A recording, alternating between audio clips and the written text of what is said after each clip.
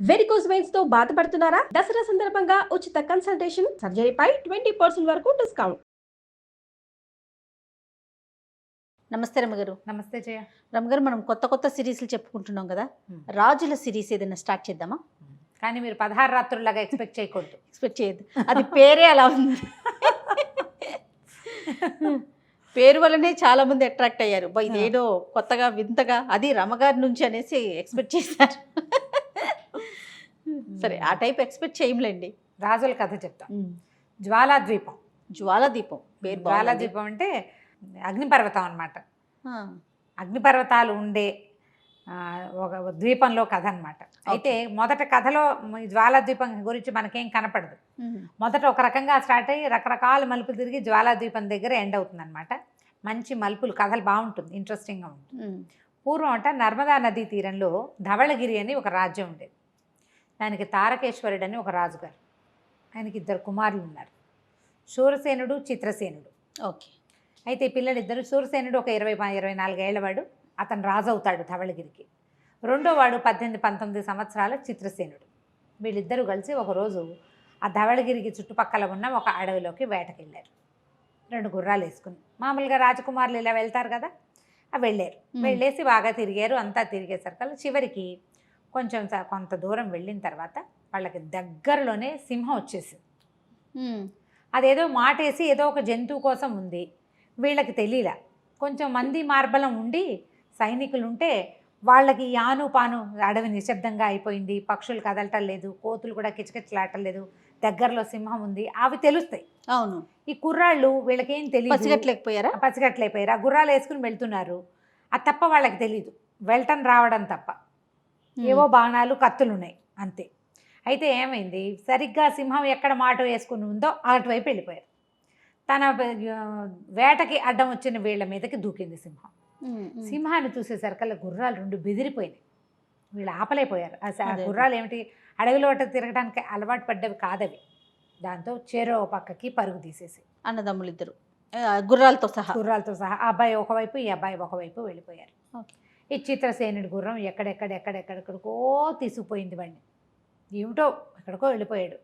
ఈ ముందుకి వెళ్ళే కొందికి ఎట్లా కనపడిందంటే, అది ఇట్లా చీకటిగా ఉన్నట్టు, అన్ని చెట్లు దగ్గరగా ఉన్నట్టు, బయట పైనుంచి వెలుగేది పడట్లేదు, దట్టంగా ఉంది. ఆ లోపలికి వెళ్ళాక ఆ గుర్రం వెర్రెత్తినట్టు పరుగు తీసి, ఈ పిల్లాడు పడిపోతానని దాని మెడ కావలించుకుని ఉన్నాడు ఎట్లాగోట్లా.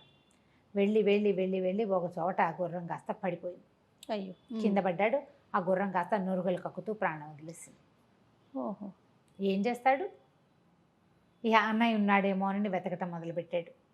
అన్న నడుస్తూ అట్లా నడుస్తుంటే దూరంగా ఏమైందంటే, ఒక గుహల్లాగా ఉన్నవి కొన్ని, తర్వాత ఒక జలపాతం, నీరు ఒక వాగులాగా కనపడింది. వాగు కనిపించాక ఇతనికి తట్టింది, తనకి నాలుగు పిడచకట్టుకుపోతోంది. ఓకే. భయంతో నాకు దాహం వేస్తుంది, నాకు ఆకలిస్తుంది అనిపించలా. నీళ్లు చూశాక దాహం గుర్తొచ్చింది. అన్నయ్య ఏమైపోయాడో, అన్నయ్యని కూడా ఇలాగే గుర్రం ఇంకో పక్కకి తీసుకెళ్ళిపోయింది. ఇక్కడే ఎక్కడికైనా ఒకవేళ ఆ గుర్రం ఇటే వచ్చిందేమో, నేనే దీని వెర్రి పరుగులో చూసుకోలేదేమోనని కేకలు పెడుతూ ఉన్నాడు. అయితే ఈ మంచినీళ్ళు వాగు దగ్గరికి వెళ్ళేసరికి మంచినీళ్ళు తాగాక ఇంకా సత్తు వచ్చింది బయటికి. అన్న అని గట్టిగా కేకలు పెట్టేసరికి ఏమైంది, అబ్బో ఎవరో నరమానవుడు ఇక్కడికి వచ్చాడే, ఎవడెవరా నాయనా నువ్వు అని ఒక శబ్దం వినిపించింది. అడిలిపోయాడు. నరమానవుడు అనగానే అది అవతలవాడు కాదేమో అనిపిస్తుంది, అంతే కదా. అనిపించేసరికల్లా నువ్వెవరు అని గట్టిగా అరిచేసరికల్లా, నేను సిద్ధుణ్ణి, ఈ వాగు దాటి లోపలికి రా అని పిలిచేసరికల్లా ఏమనుకున్నాడంటే, నమ్మక కత్తి దూసి వెళ్ళాడు. నువ్వు నాలాంటి వాడివేనని నాకేంటి నమ్మకము, ఇలా ప్రశ్నించాడు కూడా. ప్రశ్నిస్తే ఆయన రమ్మన్నాడు. నువ్వు క్షత్రియ కుమారుడు లాగా ఉన్నావు, నా తపస్సు ధారపోయటానికి ఎవ్వడూ లేడు, సమయానికి వచ్చావు, నా తపస్సు అంతా నీకు ధారపోస్తాను, నువ్వు రా, నా దగ్గరికి రా అని పిలిచాడు.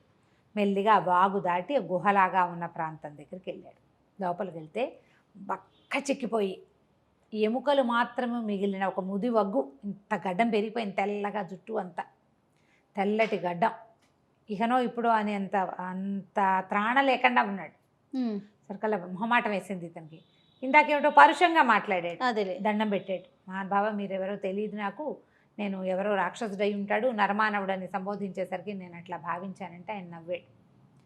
ఆయన ఎన్ని సంవత్సరాల నుంచో తపస్సు చేసుకుంటూ ఇక్కడ ఉండిపోయాను, నా తపస్సు సిద్ధిని పొందింది కానీ నాకు ఇంకా ఆయువు లేదు, నా తపస్సిద్ధిని ఎవరికి ధారపోయాలా, నేను ఇక్కడే చచ్చిపోతే నా తపస్సు వృధా అయిపోతుందని బాధపడుతున్నా, సమయానికి వచ్చావు నువ్వు, ఇదిగో ఇది నా తపస్సు అంతా ఇది చేశాను, ఇదిగో అని ఒక వెదురు బుట్టని వాడి చేతిలో పెట్టాడు, రాజకుమారుడి చేతిలో, చిత్రసేనుడికి. వెదురు బుట్టని టక్కిని ఇట్లా తీయబోయాడు, బుట్టకు మూత తీయబోతే తీయద్దు, ఇక్కడ తీయబోక, మూత ఓపెన్ చేయొద్దు అసలు, నువ్వు ఇక్కడి నుంచి వెళ్ళాక నీకు ఇక్కడైతే నాకు ఒక ఇల్లు వాకిలి, నాకు ఒక మంచి జీవితం, ఇక్కడ చాలా బాగుంటుందని నువ్వు అనిపిస్తుందో నీకు అక్కడ ఈ మూత తీయి, అక్కడ తీయి, అప్పటి వరకు మూత తీయబోక అన్నాడు. సరేనన్నాడు. ఈ లోపల ఆయన ఇట్లా ప్రాణం పోతున్నట్టుంది. మహానుభావ మీ రుణం నేను ఎలా తెచ్చుకోవాలంటే ఏమీ ఇవ్వద్దు నాకు, నువ్వు వెళ్ళేటప్పుడు ఆ గుహకి తలుపు అడ్డంగా ఉంది కదా, ఆ మూలకు ఉన్నటువంటి ఆ కోణాకృతిలో ఉన్న రాయిని దీనికి అడ్డంగా పెట్టేసి చాలు నువ్వు ఇంకేం చేయక్కర్లేదు, ఇంత మాత్రం చేయి చాలంటే సరే దండం పెట్టి బయటకు వచ్చాడు.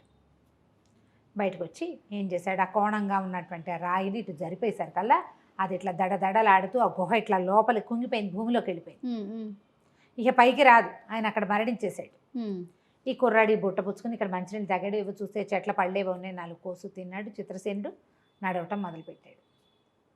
నడుస్తూ ఉంటే నడవగా అన్నయ్య కనిపిస్తాడు. ఇప్పుడు నేను తను ఎట్లా ఇంటికి వెళ్తున్నాడు, అన్నయ్య కూడా అట్లాగే వెళ్తాడు అనుకున్నాడు. అలా వెళ్ళగా ఏమైందంటే ఒక చోట పెద్ద విశాలమైన 6 బయలు, చిలకలు, కోతులు, పక్షులు, ఎంత రమణీయంగా ఉందో ప్రకృతి, ఎంత బాగుందో అటు ఇటు చూసాడు. ఒక సరదా వచ్చేసి ఈ బుట్ట మోసుకెళ్తున్నాం, ఇందులో ఏముందో చూద్దాం అనిపించింది. ఆయన ఏం చెప్పాడు, మంచి ప్లేస్లో చెయ్యి దీన్ని అని చెప్పాడు. చిన్నతనం 18-19 ఏళ్ల వాడు ఆ బుట్ట కాస్త ఓపెన్ చేశారు పెద్ద వెలుగు వచ్చి, అందులోంచి చాలా పెద్ద వెలుగు, ఒక బ్రహ్మాండమైన మందిరం ఏర్పడింది అక్కడ. నిర్ఘాంతపోయాడు, ఈ బుట్టలోంచే వచ్చింది ఇది, బుట్టలో ఇంత ప్రపంచాన్ని లోపల ఇంత బిల్డింగ్ని ఉంచగలిగిన మహానుభావుడు చెప్పిన మాట వినకపోతేనే ఇంటికెళ్ళి ధవళగిరి మన రాజ్యంలో పెట్టుకుని ఉంటే మనకెంత ఇల్లు అక్కడ వచ్చేది కదా. ఏం చేయాలి ఇప్పుడు, ఏం చెయ్యాలో తెలియలే, చాలా బిక్కమొహం వేసేసుకుని ఉన్నాడనమాట. నుంచుని ఉన్నాడు, ఏం చేయాలో తెలియకుండా అటు ఇటు చూస్తున్నాడు. చూస్తుంటే ఈ లోపల పెద్ద కేకలు కట్టండి, ఎవడరా నువ్వు అని. ఈసారి ఒకడు పెద్ద బ్రహ్మాండమైన జెయింట్ పర్సనాలిటీ, సుమారుగా 14 అడుగులున్న ఒక మహారాక్షసుడు రాతి గదని ఒక దాన్ని భుజం మీద పెట్టుకుని నడిచొచ్చాడు. ఎవడరా నువ్వు అనుకుంటూ, అసలు ఏమిటి ఇక్కడ, నా ఊళ్ళోకి ఎందుకు వచ్చావు, నా ప్లేసు ఎడవంతా నాది, ఈ బొమ్మరిల్లు నువ్వు కట్టిందేనా అన్నాడు.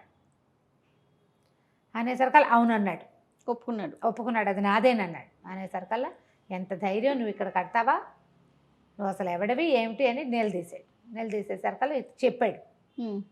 నా అంతటి నేను చేయలేదు, ఒక మహానుభావుడు ఇచ్చినా ఎవడిచ్చినా సరే అని, నువ్వెవరు ఏమిటి అని అడిగితే నేను ధవళగిరి రాజకుమారుణ్ణి, నా పేరు చిత్రసేనుడు, ఇప్పుడు ఈ రాజ్యం నాది, ఈ రాజ్యానికి నేను నా బిల్డింగ్ ఎక్కడుంటే నేను అక్కడ రాజ్యానికి నేనే రాజును అనేసరికల్లా ఉగ్రాక్షుడు, నువ్వు ఎంతున్నావు, భూమి జానుడు అయినా నీకు ఇంత పొగరా, మరి ఇక్కడ నా దగ్గర ఉన్నందుకు నాకు కప్పని చెల్లించాలి, నువ్వు ఇక్కడ ఎవరైనా సరే నరమాంస భక్షకులం మేము, మాకు కప్పాలు చెల్లించవలసిందే అనేసరికల్లా సరే ఏం కావాలో చెప్పన్నాడు. ఇప్పుడేం అడగను, నీ కొడుకు పుడితే, నువ్వు పెళ్లి చేసుకున్నాక అనలేదు, నీ కొడుకు పుడితే నీ సంతానంలో మొదటి కొడుకుని నాకు ఇచ్చేయాలి,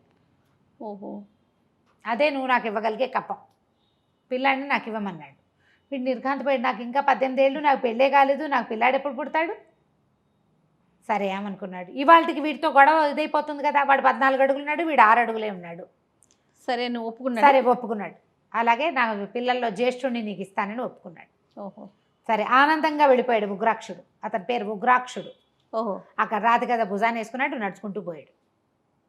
ఇతను అటు ఇటు చూసేసరికల్లా ఎవరో కొంతమంది మనుషులు పరిగెత్తుకుంటూ వస్తున్నారు.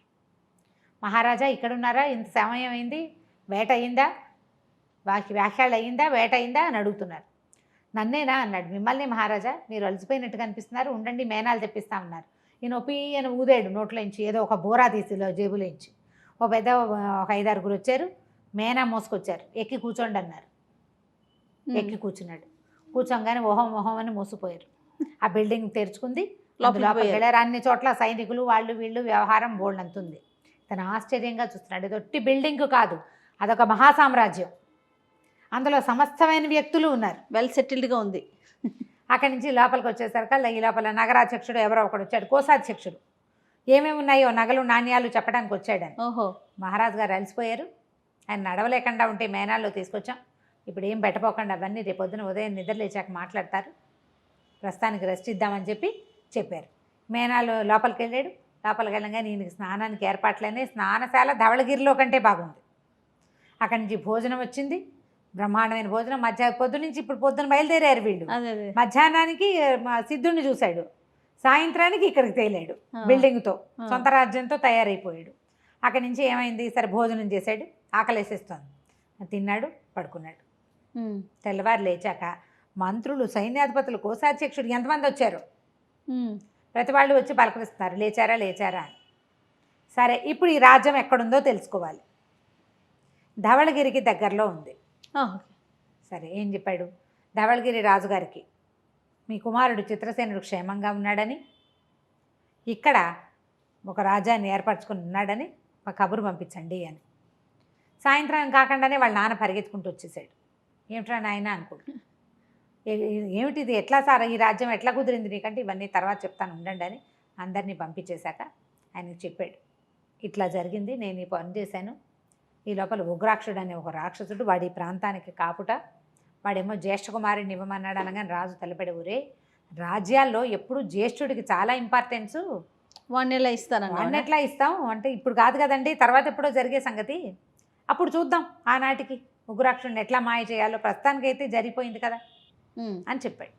ఇంతలో ఏమైందంటే కొంతమంది ప్రజలు వచ్చారు లోపలికి, కోట లోపలికి వచ్చి గోలుగోలుని అరుస్తున్నారు, కేకలు పెడుతున్నారు. ఏమిటి, ఏం జరిగింది అంటే, నరమాంస భక్షకులు కొంతమంది ఊళ్ళో వాళ్ళని మనుషుల్ని ఎత్తుకుపోతున్నారు ఓకే అని చెప్తున్నారు. ఈయన ఏమనుకున్నాడంటే, నరమాంస భక్షకుడు అంటే ఉగ్రాక్షుడు అయి ఉండాలి. సరే అదేమిటో నేను చూస్తానని చెప్పాడు. ఇక్కడ ఆగుదాం కథ. ఇలా మొదలైన కథ బోల్డని మలుపులు తిరిగి చివరికి జ్వాలాద్వీపంలోకి చేరుతుంది. భలే ఇంట్రెస్టింగ్ ఉంది రమ్మగారు, చాలా బాగుంది. చదివితే మహా బాగుంటుంది. నేను ఇంకా చకచకా చెప్పేస్తా కదా. అవునవును, చదివితే చాలా బాగుంటుంది. 2 వారాల 2 నెలల కథ ఇది. నేను ఒకసారి చెప్పేశాను. రైట్, ఇంకొక ఎపిసోడ్లో మళ్ళీ కలుద్దాం. నమస్తే. నమస్తే.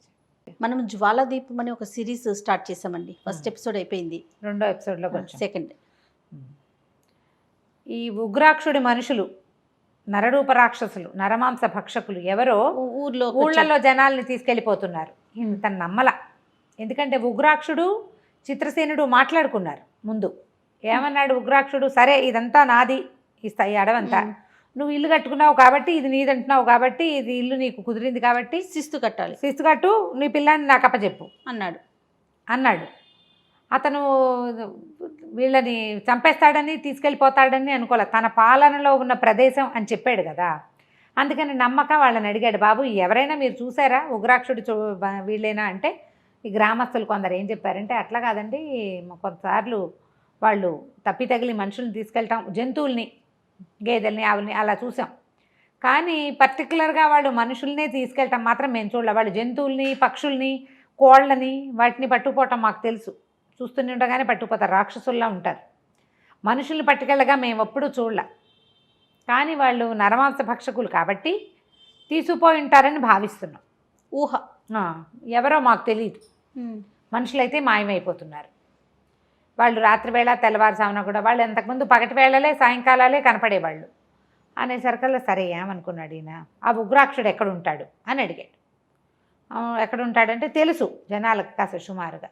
ఈ మంత్రులు, సైన్యాధిపతి వాళ్ళంతా ఉన్నారుగా, కోశాధికారి, మనకెందుకండి వాడితోటి, మనకెందుకేంటి, ఇది మన పాలనలో ఉన్న రాజ్యం, ఇక్కడి నుంచి ధవళగిరి దాకా మనదే, ఈ చుట్టుపక్కలంతా మనదే, మన పాలనలో ఉన్న ప్రజలు చచ్చిపోతుంటే వాళ్ళని ఎవరైనా తీసుకెళ్ళిపోతుంటే రాజుది కదా కర్తవ్యం. అంతే. నిజానికి చిత్రసేనుడు రాజకుమారుడు, వాళ్ళ తండ్రి రాజ్యానికి రాజు, జ్యేష్ఠుడైన సూరసేనుడే రాజ్యానికి కాబోయే రాజు. అతను ఎప్పుడూ రాజ్యాంగంలో పాల్పంచుకోవాలి, తెలీదు, చిన్నపిల్లాడు కూడా, 18-19 సంవత్సరాల వాడు, ఏం తెలుస్తుంది. కానీ ఏదో చెయ్యాలన్న ఒక క్షత్రియ రక్తం వల్ల అలాంటి ఉద్దేశం కలుగుతోందన్నమాట. ఎవడో మన దగ్గరకు వచ్చి చచ్చిపోతున్నాము రక్షించండి అంటే చేయొద్దు మనం. అవును. అక్కడి నుంచి చూశాడు మన దగ్గర ఎంతమంది సైన్యం ఉంది కనుక్కున్నాడు. ఎందుకంటే అతనికి ఏమీ తెలియదు. నిన్న సాయంత్రం వచ్చాడు. ఇక్కడ ఉన్న సైన్యాధిపతి అందరూ కొత్తే. వాళ్ళంతా ఎందుకున్నారో, ఎక్కడి నుంచి వచ్చారో, ఎలా ఊడిపడ్డారో వాడికి తెలియదు అసలు ఈ అబ్బాయికి. సైనికులు ఎక్కడన్నారంటే ఇదిగో పైకి ఎక్కిచ్చాడు, చూపించాడు. ఇదిగోండి మన సైనికులే. చుట్టూతా ఏంటంటే కొన్ని వేల మంది సైనికులు దారంతా చదును చేస్తున్నారు. ఎందుకంటే వాళ్ళకి ఇల్లు వాకిళ్ళు ఏం లేవు. ఈ కోటతో పాటే పుట్టారు వాళ్ళంతా సడన్గా. ఓహో. ఆయన యొక్క మంత్రబలంతో ఆ వేల మందిని చూసేసరికి ఆ సిద్ధుడి మీద ఎంత భక్తి కలిగిందో ఇతనికి. నువ్వెక్కడో మహానుభావుడు, ఇంత సైన్యాన్ని ఇచ్చావు నాకు, కనీసం నీ కోరిక మేరకి నీకున్న ఏమంటారు నీ జప ఫలితానికి నేను కొంచెం న్యాయం చేయాలి, నీకు అన్యాయం చేయకూడదు అనుకున్నాడు. సరే వీళ్ళు అదంతా ప్లేసెస్ చదువు చేస్తున్నారు, ఇళ్ళు బాకిళ్ళు ఏర్పాటు చేసుకుంటున్నారు, ఈ కోళ్ళలో ఉన్నారు. అయితే సైన్యాధిపతిని అన్నాడు, పద మనం వెళ్ళి వాడిని చూసేద్దామంటే ఉనికిపోయాడు. అమ్మో అన్నాడు. ఇప్పుడే కదరా నా కోసం ప్రాణమైనా ఇస్తానన్నావు, రాక్షసుని చూసి భయపడతావా? నీలాంటి వాళ్ళేనా వాళ్ళందరూ కూడా అంటే, కాదు అందరం మేము ధైర్యస్తులమే, కాకపోతే రాక్షసులతో ప్రయత్నం అంటే కొంచెం భయం కదా అనిపిస్తుంది కదా, ఆలోచించండి అన్నాడు. ఆలోచించేది ఏం లేదు, మనం వెళ్ళవలసిందే, మాట్లాడకుండా ఇది కుదరదు. అక్కడి నుంచి మంత్రి సైన్యాధ్యక్షుడు ఇద్దరు మంతనాలాడి సరే కొంతమంది మెరికల్ లాంటి కొంత సైన్యాన్ని వెంట పెట్టుకుని బయలుదేరారు. బయలుదేరితే అదొక పెద్ద దుర్గం. ఆ దగ్గరికి వెళ్ళేసరికల్లా కొంతమంది రాక్షసులు వీళ్ళకి ఎదురొచ్చారు, పక్కపక్క నవ్వుతూ. అబ్బో ఇవాళ మనకు కావాల్సిన ఆహారం మన వాకిట్లోకే వచ్చేసిందని తాట తీస్తాను పిచ్చి పిచ్చి వేషాలు వేస్తే అన్నాడు వీడు. ఇది నా రాజ్యం, అసలు మధ్యలో ఉన్న భవనం నాది అనేసరికల్ వాళ్ళు ఉలిక్కిపడ్డారు. ఓ ఆ భవనంలో రాజుగారు మీరేనా అనేసి, కాబోయే మహానాయకుడిని మీరే ఇస్తారని మా రాజుగారు చెప్పారన్నాడు. అనగానే వీడికి డౌట్ వచ్చింది. ఓహో. ఉగ్రాక్షుడు అడిగేదా నీ జ్యేష్ఠపుత్రుడిని 18 ఏళ్ళు అయ్యాక ఇవ్వమని అడిగాడు. ఆ 18 ఏళ్ల వాడిని ఎందుకు అడిగాడు? రాజుని చేయటానికి అనమాట. ఓహో. అప్పుడు ఈయన కొంచెం స్ట్రైక్ అయింది ఇతనికి. సరే కాబోయే మహానాయకుడిని మీరే ఇస్తారట, మా రాజుగారు చెప్పారు, పదండి మా రాజుగారిని చూదురుగానని తీసుకెళ్తే అది పెద్ద ఏకశిలతో నిర్మించబడిన కోట. పెద్ద కొండని గుహలు గుహలుగా తొలిచి లోపలికి గదుల్లాగా చేశారు. లోపల పెద్ద ఆరుబయలు లాంటి స్థలం, బ్రహ్మాండమైన సింహాసనాలు, రాళ్ల లాంటివి, రాళ్లే కొంచెం సింహాసనంలాగా మలిచారు, ఆసనాల్లాగా. దాని మీద కూర్చుని ఉగ్రాక్షుడు. ఓహో చిత్రసేన వచ్చావా, ఏడి నీ జ్యేష్ఠపుత్రుడు అని అడిగాడు. అరికాలు మంట నెత్తికెక్కిపోయింది చిత్రసేనుడికి. నీ మొహంలాగా ఉంది, 2 రోజుల క్రితం కలిసావు నువ్వు నన్ను, మొన్నటి నుంచి ఇవాళ లోపల నాకు వివాహమై జ్యేష్ఠపుత్రుడు కలిగి వాడికి 18 ఏళ్ళు వస్తాయా? 2 రోజులు పైగా నీ గోలేమిటి, మా రాజ్యంలో నుంచి ఎందుకు ఎత్తుపోతున్నావో చెప్పు అన్నాడు. అనేసరికి నీ రాజ్యం ఏంటి, ఇది నా రాజ్యం అన్నాడు. అనగానే తోక తొక్కిన తాచులాగా లేచాడు చిత్రసేనుడు. నీ రాజ్యం ఏమిటి, నాకు ఉంది బిల్డింగు, అది నాది, నాకున్నారు సైన్యం, శిస్తు అని నా జ్యేష్ఠ కుమారుడిని అడిగావు, అప్పటిదాకా ఇది నాది, నీది కాదు, నేను దీనికి రాజుని. నువ్వు శిస్తు అనుకుని మాట్లాడేసుకున్నాక ఇక నువ్వు నా రాజ్యం అంటే ఎట్లా కుదురుతుంది, పిచ్చి పిచ్చి మాటలు మాట్లాడడానికి వీల్లేదన్నాడు. అనేసరికి చిన్న బాలకుడుగా కనపడిన వాడు 2 రోజుల్లో కింగ్గా ప్రూవ్ అయిపోయాడు ఇతను. సరే నవ్వొచ్చింది ఈ ఉగ్రాక్షుడికి. అలాగేలే, సరే ఇక్కడి నుంచి ధవళగిరి దాకా నీదే, ఇదంతా నీదే, నువ్వే రాజు, నేను నీకు సహాయకుడు స్నేహితుడిగా ఉంటాను అంతే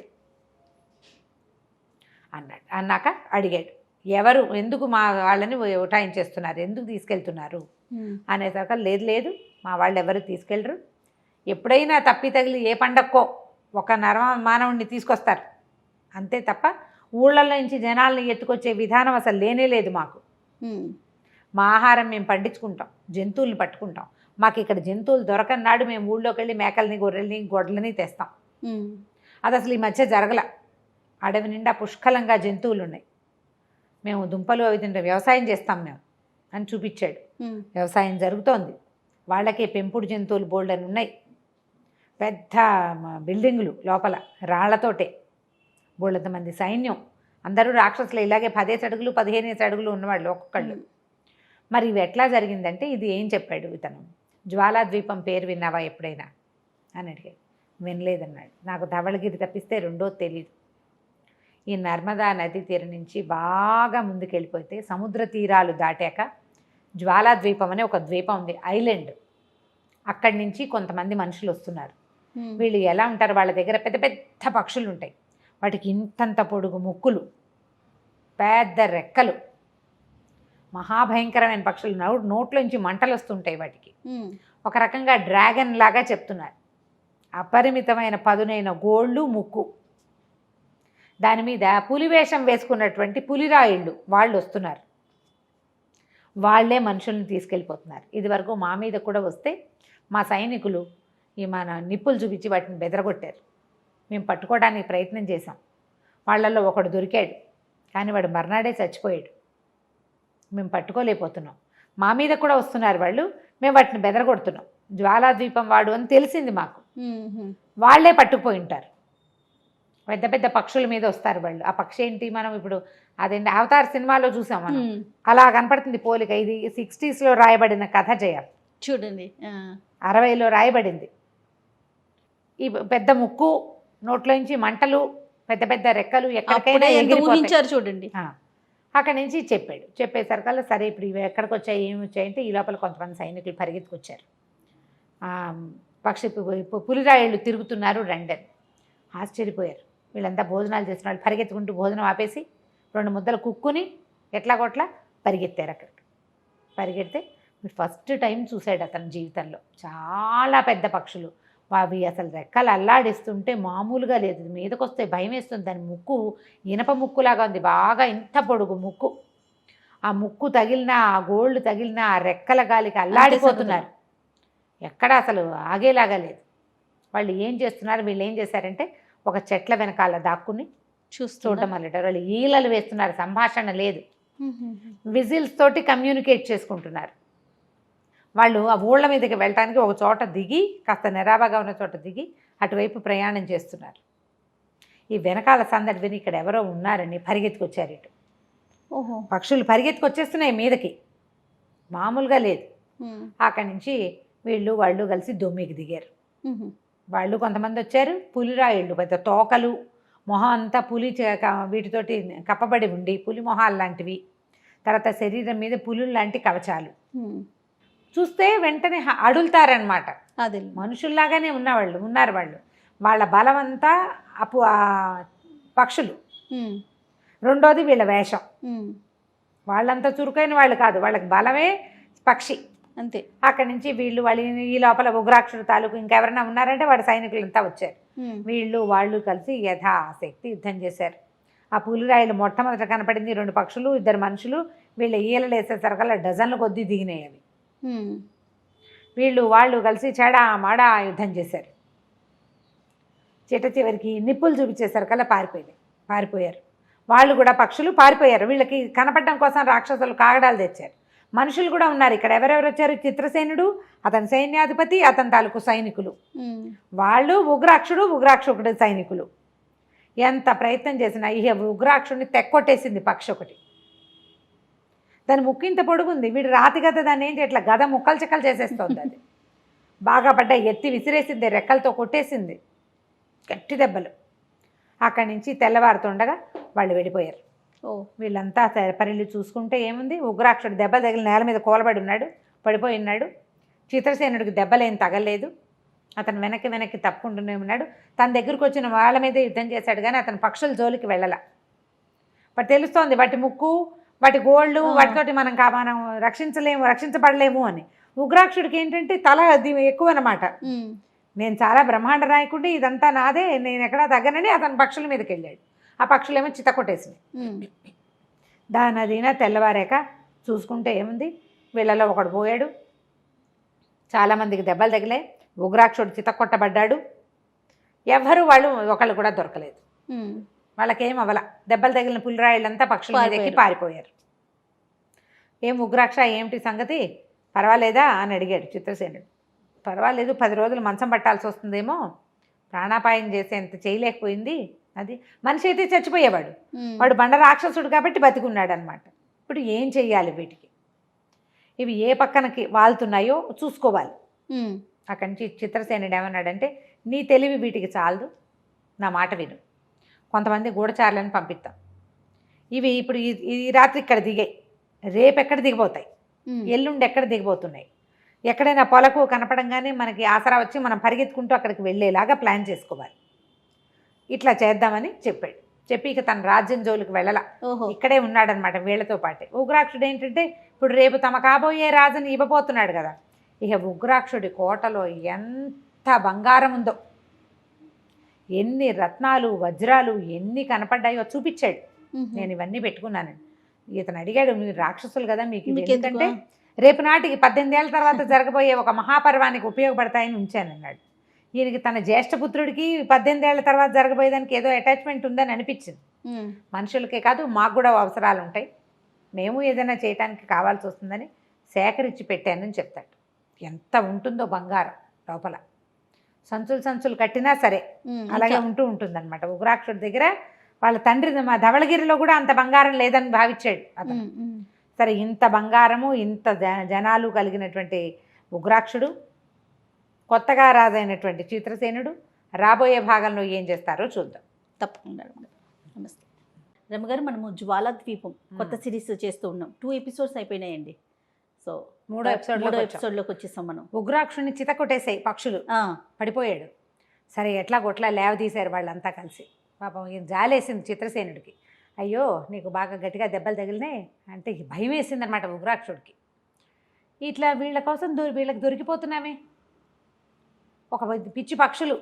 మామూలుగా అయితే గట్టిగా వడిసెలు విసిరితే పడిపోవాల్సినవి అవి అంత పెద్దగా ఉండటం ఏమిటో, వాటి నోట్లోంచి నిప్పులు రావటం ఏమిటో, వాళ్ళు అక్కడెక్కడి నుంచో వచ్చి ఇక్కడి నుంచి వచ్చి ఎవరినో తీసుకెళ్ళిపోవటం ఏమిటో తెలియటం లేదు. ఎట్లా కొట్లా ఇది సెట్ చేయాలి దీన్ని. సరే, లేచి నిలబెట్టారు, ఒళ్ళు విరుచుకున్నాడు. ఒళ్ళు మీ అక్కడ ఇక్కడ దెబ్బలు గీసుకుపోయినాయి, ముక్కులు గోళ్ళు అన్నీ పుళ్ళుగా అయిపోయింది ఒళ్ళంతా. రాతి కదా భుజాన్ని వేసుకున్నాడు. మెల్లిగా నీరసంగా అడుగులు వేస్తుంటే ఏవో చిత్రసేనుడు ఏమన్నాడంటే, వీళ్ళు ఎందుకు వస్తున్నారో తెలుసా అసలు మనకి? ఈ జ్వాలాద్వీపం పేరు తెలుసు మనకి, అసలు అది ఎక్కడుందో తెలియదు.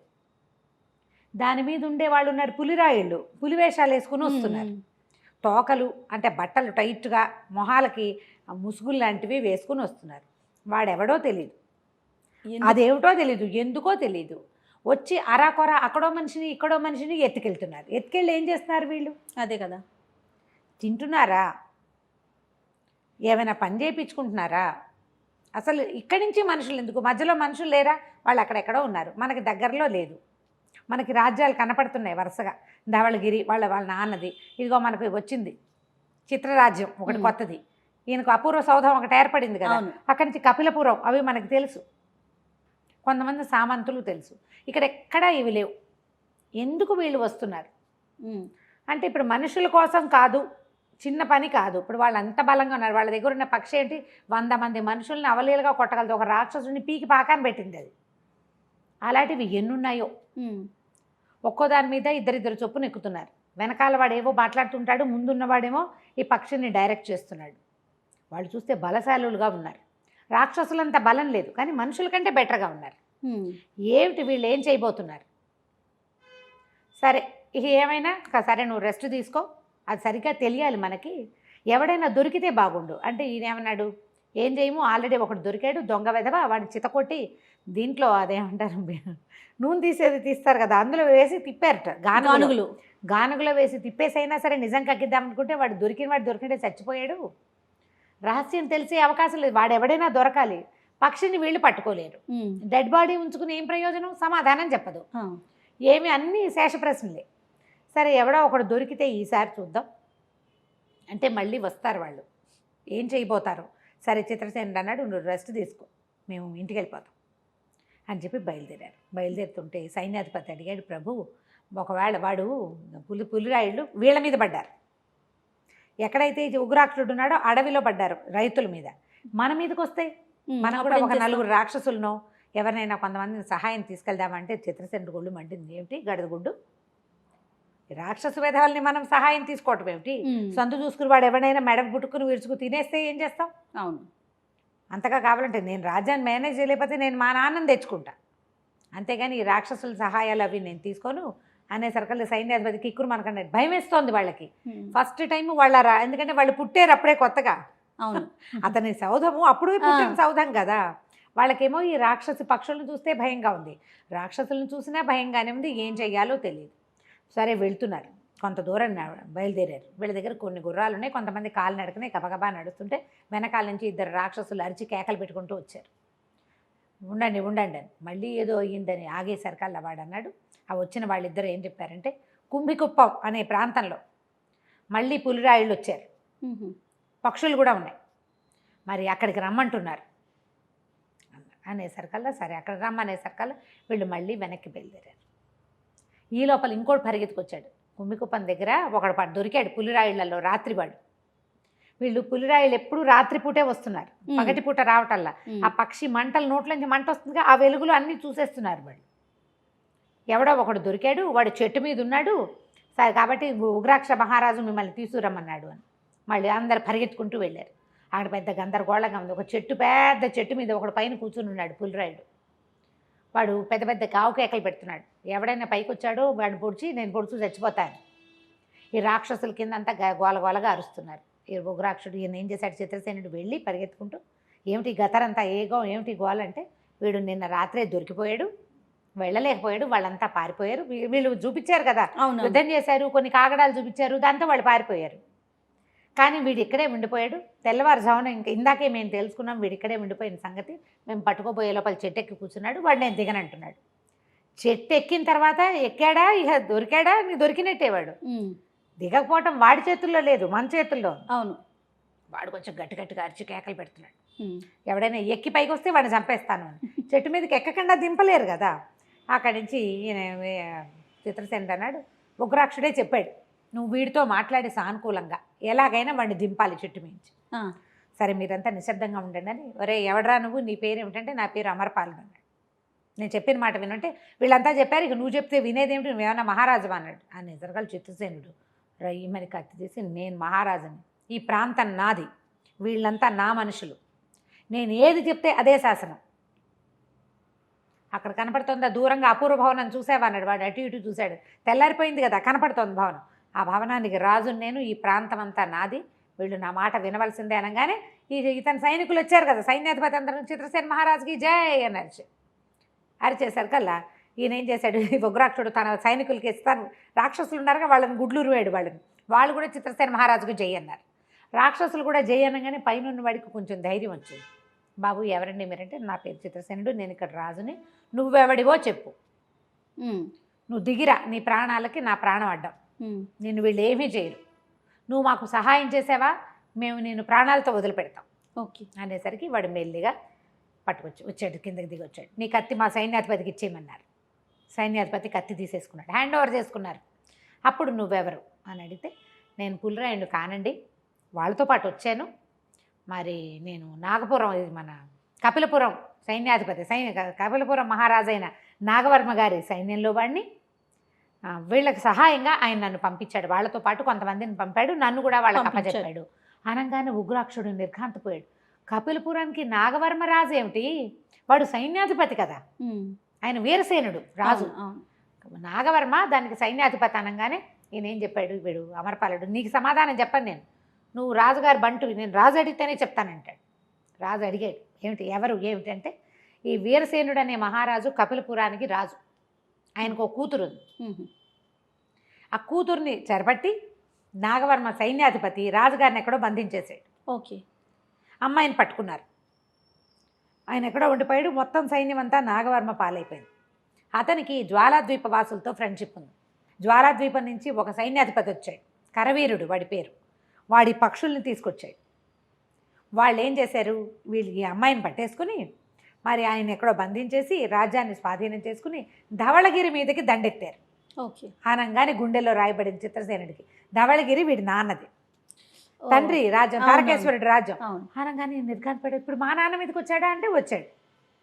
నన్నేమో ఇక్కడ ఉన్న ఈ వీళ్ళతో పాటు పులిరాయులతో పాటు వెళ్ళటానికి పంపించాడు. వాళ్ళు వీళ్ళు ఫ్రెండ్షిప్లు ఒకళ్ళతో ఒకళ్ళు. ఆనంగా నేను నిర్ఘాంతపోయాడు. ఉగ్రాక్ష మా నాన్నకి చాలా ప్రమాదం రాబోతోంది, ఇప్పుడు ఏం చేయాలి. ఇంతలో ఏమైంది, అక్కడెక్కడి నుంచో కోలాహలంగా వినపడుతుంది. ఏమిటని చూస్తే దూరంగా వాళ్ళకి కనపడుతుంది. తెల్లవారిన తర్వాతే 2 రాకాసి పక్షులు కొన్ని ఆవుల్ని తర్వాతేమో కొన్ని గొర్రెల్ని ఇట్లా పైకి తీసుకెళ్ళిపోతున్నాయి. గద్దపిల్లలు గద్దలు కోడి పిల్లల్ని ఎత్తుకెళ్తాయి కదా, అట్లా పట్టేసినాయి ఆవుల్ని. 2 కాళ్ళతోటి 2 ఆవుల్ని, 2 కాళ్ళతోటి 2 గొర్రెల్ని పట్టుకున్నాయి 2 పక్షులు. ఓకే ఈ కింద ఉన్న పశువుల కాపర్లు ఉంటారు కదా, వాళ్ళంతా అరిచి కేకలు పెడుతున్నారు, వడిసెళ్ళు విసురుతున్నారు పైకి. ఆ పైన ఉన్న వాళ్ళు ఒకడేమో పక్షిని కంట్రోల్ చేస్తాడు, రెండో వాడు ఉంటాడుగా, వాడి దగ్గర ఇంత శూలాల కట్ట ఉంది, బల్లెలు అవి విసురుతున్నారు కిందకి. ఓ అరిచి పరిగెత్తిపోయాడు ఉగ్రాక్షుడు. ఎంత అన్నాడు, ఎందుకు, మనం ఇప్పుడు చేయగలిగేది ఏమీ లేదు, వాళ్ళ దగ్గర శూలాలు ఉన్నాయి, వాళ్ళని బోనియి, ఎలాగో ఆవుల్ని గొర్రెల్ని పట్టేసుకున్నాయి, అవి తిండికి అవి పట్టుపోతాయి, తర్వాత ఇవి కింద పడిపోయిన వాళ్ళని కట్లు కట్టించడమే మనం చేయగలేదు, ఇంకేమీ లేదు, అమరపాల నువ్వు మాతో పాటే ఉండమన్నాడు. ఆ వచ్చిన వాడి పేరు అమరపాలుడు. సరే ఏం చేశారు, ఈ మొత్తం ఆ పక్షులు 2 పైకి ఎగిరిపోయాక వీళ్ళు అక్కడికి పోయి అక్కడ ఉన్న మిగిలిన వాళ్ళందరికీ కట్లు కట్టి పశువులన్నీ పరిగెత్తేసినాయి అటు ఇటు. మళ్ళీ కొంతమంది గోపాలకుల్ని కాస్త సైనికుల్ని పిలిచి వీటన్నిటిని ఓ పక్కకు పెట్టండి, ఇప్పుడు దీన్ని ఎంత హ్యాండిల్ చేయాలి, ఒట్టి పక్షులు పులిరాయిళ్ళు కాదు, ఇప్పుడు నాగవర్మ ఎత్తుకుపోయిన రాజకుమారి, మళ్ళీ బోల్డని పక్షులు, ఎన్ని ప్రాబ్లమ్స్ వచ్చేసాయి. కరవీరుడు వాడెవడో కొత్తవాడు, ఇప్పుడు మధ్యలో దీంతో పాటు ధవళగిరి మీదకి సైన్యం వచ్చేస్తోంది. బాగా ఆలోచించుకుని అస్సలు ఈ పక్షుల్ని చంపటం ఎలా అంటే ఇతను చెప్పాడు అమరపాలుడు, ఏం కష్టం కాదండి, అన్ని పక్షుల్లాగానే వాటికి మెడ సులువు, గోళ్ళు ఉన్నాయి, ముక్కు ఉంది, ఓకే, ఆ ముక్కుకి గోళ్ళకి అంతకన్నా మెడ మీద చిన్న చాకు పెట్టినా తెగిపోతుంది వాటికి, హంసల్లాగా. వీటికి ఇంకో మార్గం కూడా ఉంది. వాళ్ళు ఏం చేశారంటే ఈ పక్షులన్నింటినీ ఒక కొట్టంలో పెట్టి అడవి మధ్యలో పెట్టారు. అది కపిలపురానికి దగ్గరలో ఉంది అడవి. ఆ అడవిలో ఉన్నాయి పక్షుల్ని సంహరించేసామా, పులిరాయిళ్ళు ఏమీ చేయలేరు, వాళ్ళు ఒట్టిగా వాళ్ళకేం బలం లేదు, ఆ పక్షే వాళ్ళ బలం. 100 పక్షులు ఉన్నాయి అక్కడ. ఓకే, మనం అటువైపు వెళ్దాం, కొంతమందిని ఇవ్వండి, నేను ఆ పక్షుల్ని మట్టు పెట్టేస్తా అనేసరికి ఇతను ఆలోచించుకుని ఏం చేశాడంటే కొంతమంది రాక్షసుల్ని, కొంతమంది సైన్యాన్ని, తన సైన్యాన్ని మన నాన్నకి సహాయంగా పంపించాడు. ధవళగిరికి యుద్ధానికి బయలుదేరినాయి అవి. అక్కడి నుంచి అమరపాలుడితోటి కొంతమంది బయలుదేరారు ఈ పక్షుల సంగతి చూడడానికి. ఈ లోపల ఈ ఉగ్రాక్షుడు నీరసం వచ్చింది వాడికి, మరి అన్ని పక్కల దెబ్బలుగానే ఉన్నాయి, ఏం చేయాలో తెలియట్లేదు. సరే పద మనం కూడా బయలుదేరదాం, వాళ్ళు ముందు పరిగెత్తుకుంటూ వెళ్తారు, మన నిదానంగా సైన్యాన్ని సమీకరించుకోవాలి, ఇక్కడ మన దగ్గర బౌలంతమంది రాక్షసులు ఉన్నారు, అందరికీ తలా ఒక గద ఇవ్వాలి, గదలు ఇచ్చి మనం కూడా బయలుదేరదామని అన్ని పక్కల యుద్ధానికి బయలుదేరారు. తర్వాత ఏం జరిగిందో తర్వాయి భాగంలో తెలుసుకుందాం. బాగా ఇంట్రెస్టింగ్ ఉంది రమగారు, చదివితే మరీ బాగుంటుంది. అవునా? ఓకే, నమస్తే అండి. నమస్తే రమగారు. జ్వాలాద్వీపం ఏం చేశాడు? వీళ్ళు తెలుసుకున్నారు ఏమిటి, జ్వాలాద్వీప వాసులతో కలిసి నాగవర్మ ధవళగిరి మీదకి వచ్చాడని, కపిలపురంలో రాజుగారిని ఎక్కడో బంధించేశాడని. అక్కడి నుంచి ఏమైంది, సరే బయలుదేరారు. అమరపాలుడు కొంతమంది సైన్యంతో కలిసి, కొద్దిమంది, ఒక 4 రాక్షసులు, ఓ 4 చిత్రసేనుడి సైన్యము, తక్కువ మంది, 10 మంది ఉన్నారు మొత్తం, అంతే. 10 మందితో కలిసి ఎక్కడైతే కపిలపురం అడవులలో ఈ పెద్ద కొట్టాలు కట్టి అందులో పక్షుల్ని బంధించి ఉంచారో అక్కడికి తీసుకెళ్ళేసరికి చాలా పెద్ద విశాలమైన కొట్టాలు, తర్వాత ఏమో పెద్ద పెద్ద పక్షులు వాటిని ఇనప గొలుసులతోటి బంధించి ఉంచారు. దానికి రెండో పక్కన పెద్ద పెద్ద శాలలు లాంటివి నిర్మించబడి ఉన్నాయి. కొంతమంది మనుషులు ఉన్నారు అక్కడ, ఒక 60 మంది 50 మందో ఉంటారు. సరే ఏం చేశాడు ఇతను, వీళ్ళకి చెప్పాడు, వీళ్ళంతా కూడా కపిలపురం వాళ్ళే సైనికులు, వాళ్ళకి పులిరాయుళ్ళకి సహాయం కోసం వచ్చారు, వాళ్ళు వీటికి కాపలా ఉన్నారు, నేను వెళ్ళి వాళ్ళని పిలుచుకొస్తా, వాళ్ళంతా ఆయుధాలు వదిలిపెట్టి నా దగ్గరకు వచ్చినప్పుడు మీ 10 మంది వాళ్ళ మీద పడి వాళ్ళని కొట్టి చంపేసేయండి, నిర్దాక్షిణ్యంగా చంపేయండి అన్నాడు. అనేసరికి సరే, వాళ్ళు ఏమో మాటను వేసి ఉన్నారు, చిన్న సైన్యం, కానీ ఇందులో ఉన్న వాళ్ళు 5 రాక్షసులు, వాడు ఒక్కోడు 15 మందిని చంపేయగలరు. సరే ఇతను ఏం చేశాడు, అక్కడికి వెళ్ళి చప్పట్లు కొట్టేసరికి వాళ్ళలో కొంతమంది పరిగెత్తుకొచ్చారు. ఏరి మన వాళ్ళంతా ఏరి అంటే ఒక 60 మంది దాకా ఉన్నారు. వాళ్ళు అంతా వచ్చేసారు, బయటికి వచ్చేసి వచ్చావా అని అడిగారు. పులిరాయుళ్ళు దొంగ వెధవలు నేను అక్కడ వదిలిపెట్టి వచ్చేసారు. పులివాడు కూడా అదే చెప్పాడనమాట, అమరపాలుడి బాధ అదే, వాళ్ళతో పాటు నన్ను పంపాడు, వాళ్ళేమో మనమంతా ఒకటి, మనమంతా కలిసి చేద్దామని మీరంతా వాళ్ళ మీద పడేసరికి నన్ను వదిలిపెట్టి వెళ్ళిపోయారు. పులిరాయుడు వాళ్ళు ఒరిజినల్ వాళ్ళు, ఇతను ఒక్కడే మనిషి, మామూలు వాడు, వాళ్ళకి శాస్తి చేయాలని ఉంది. అందుకని ఏం చేశాడు, కపిలపురంలో ఉన్న నాగవర్మ మీద కూడా అతనికి ఇష్టం లేదు, రాజుగారిని ఏదో చేశాడని. అందుకని వీళ్ళతో ఏం చెప్పాడంటే, ఎలాగోలా తప్పించుకొచ్చాను ఆ రాక్షస మూక నుంచి అన్నాడు. అని మన వాళ్ళంతా ఏరి ఎక్కడికి వెళ్ళారంటే ధవళగిరి మీదకి దండెత్తి వెళ్ళాడు. కరవీరుడు అందరూ కలిసి వెళ్ళారు. మరి మనం మొత్తం అదంతా దోసుకొచ్చేస్తాడు.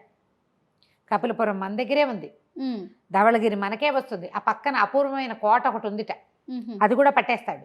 తర్వాత మనం అందరం ఒక్కొక్క సామంతరాజులు అయిపోతాం, అందరికీ చిన్న చిన్న పరగణాలు ఇచ్చేస్తామన్నాడు అని అందరం ఆనందంగా చెప్పారు. వాళ్ళు ఒళ్ళు మండిపోయింది. సైనికుడుగానే ఉండాలి, రాజు అయిపోతానంటే ఎట్లా? రాజు అవ్వాలంటే దానికి ఒక ప్రత్యేకమైన విషయం వద్దు. ఒక్కొక్క పరగడానికి ప్రభు అయ్యే కెపాసిటీ ఉందా మనకి? లేదు కదా. దొంగతనంగా మోసం చేసి సంపాదించిన వాళ్ళకు ఉంటుందా? ఇతను ఏం చేశాడంటే చేతులు పెట్టి అబ్బో బ్రహ్మాండంగా ఉందని 2 చేతులు పైకెత్తి సైగ చేశాడు. 4 పక్కల నుంచి ఈ 10 మంది వచ్చి వీళ్ళ మీద పడిపోయారు. వాళ్ళ దగ్గర రాతి గదలు, కత్తులు, కటార్లు ఉన్నాయి. ఈ 60 మంది దగ్గర ఏ ఆయుధము లేదు. ఆయుధాలు వాళ్ళవి ఎక్కడున్నాయి? ఆ కొట్టంలో ఉన్నాయి. వీళ్ళు కొట్ట నుంచి బయటకు వచ్చేసారు. ఎవరి దగ్గర పిడిబాకు కూడా లేదు. అమరపాలుడు కూడా కత్తి తీసి యథావ శక్తి కొట్టేశాడు. 60 మంది చచ్చూరుకున్నారు. అక్కడి నుంచి ఏం చేశాడు? కాగడాలు ముట్టించేసి ఈ మొత్తం చాలా మంది పక్షులు ఉన్నాయి కదా అంటించేసాడు. ఫుల్ మొత్తం మంటలు పైకి ఎగిసిపోయినాయి. కొన్ని పక్షులు అక్కడ బుక్కుతోటి గోళ్ళతోటి ఎలాగైనా తెంపుకోవడానికి ప్రయత్నం చేసి అవి తెంపలేక కొన్ని అందులో తెంపగలిగినవి బయటకు వచ్చి రెక్కలంటుకుపోయి బయట రాకాసి పక్షులు. ఇది ఒక హింసాకాండగానే కనపడుతుంది. రాజ్యాలు ఈ యుద్ధాలు చేసేటప్పుడు ఇలాంటివే జరుగుతాయి.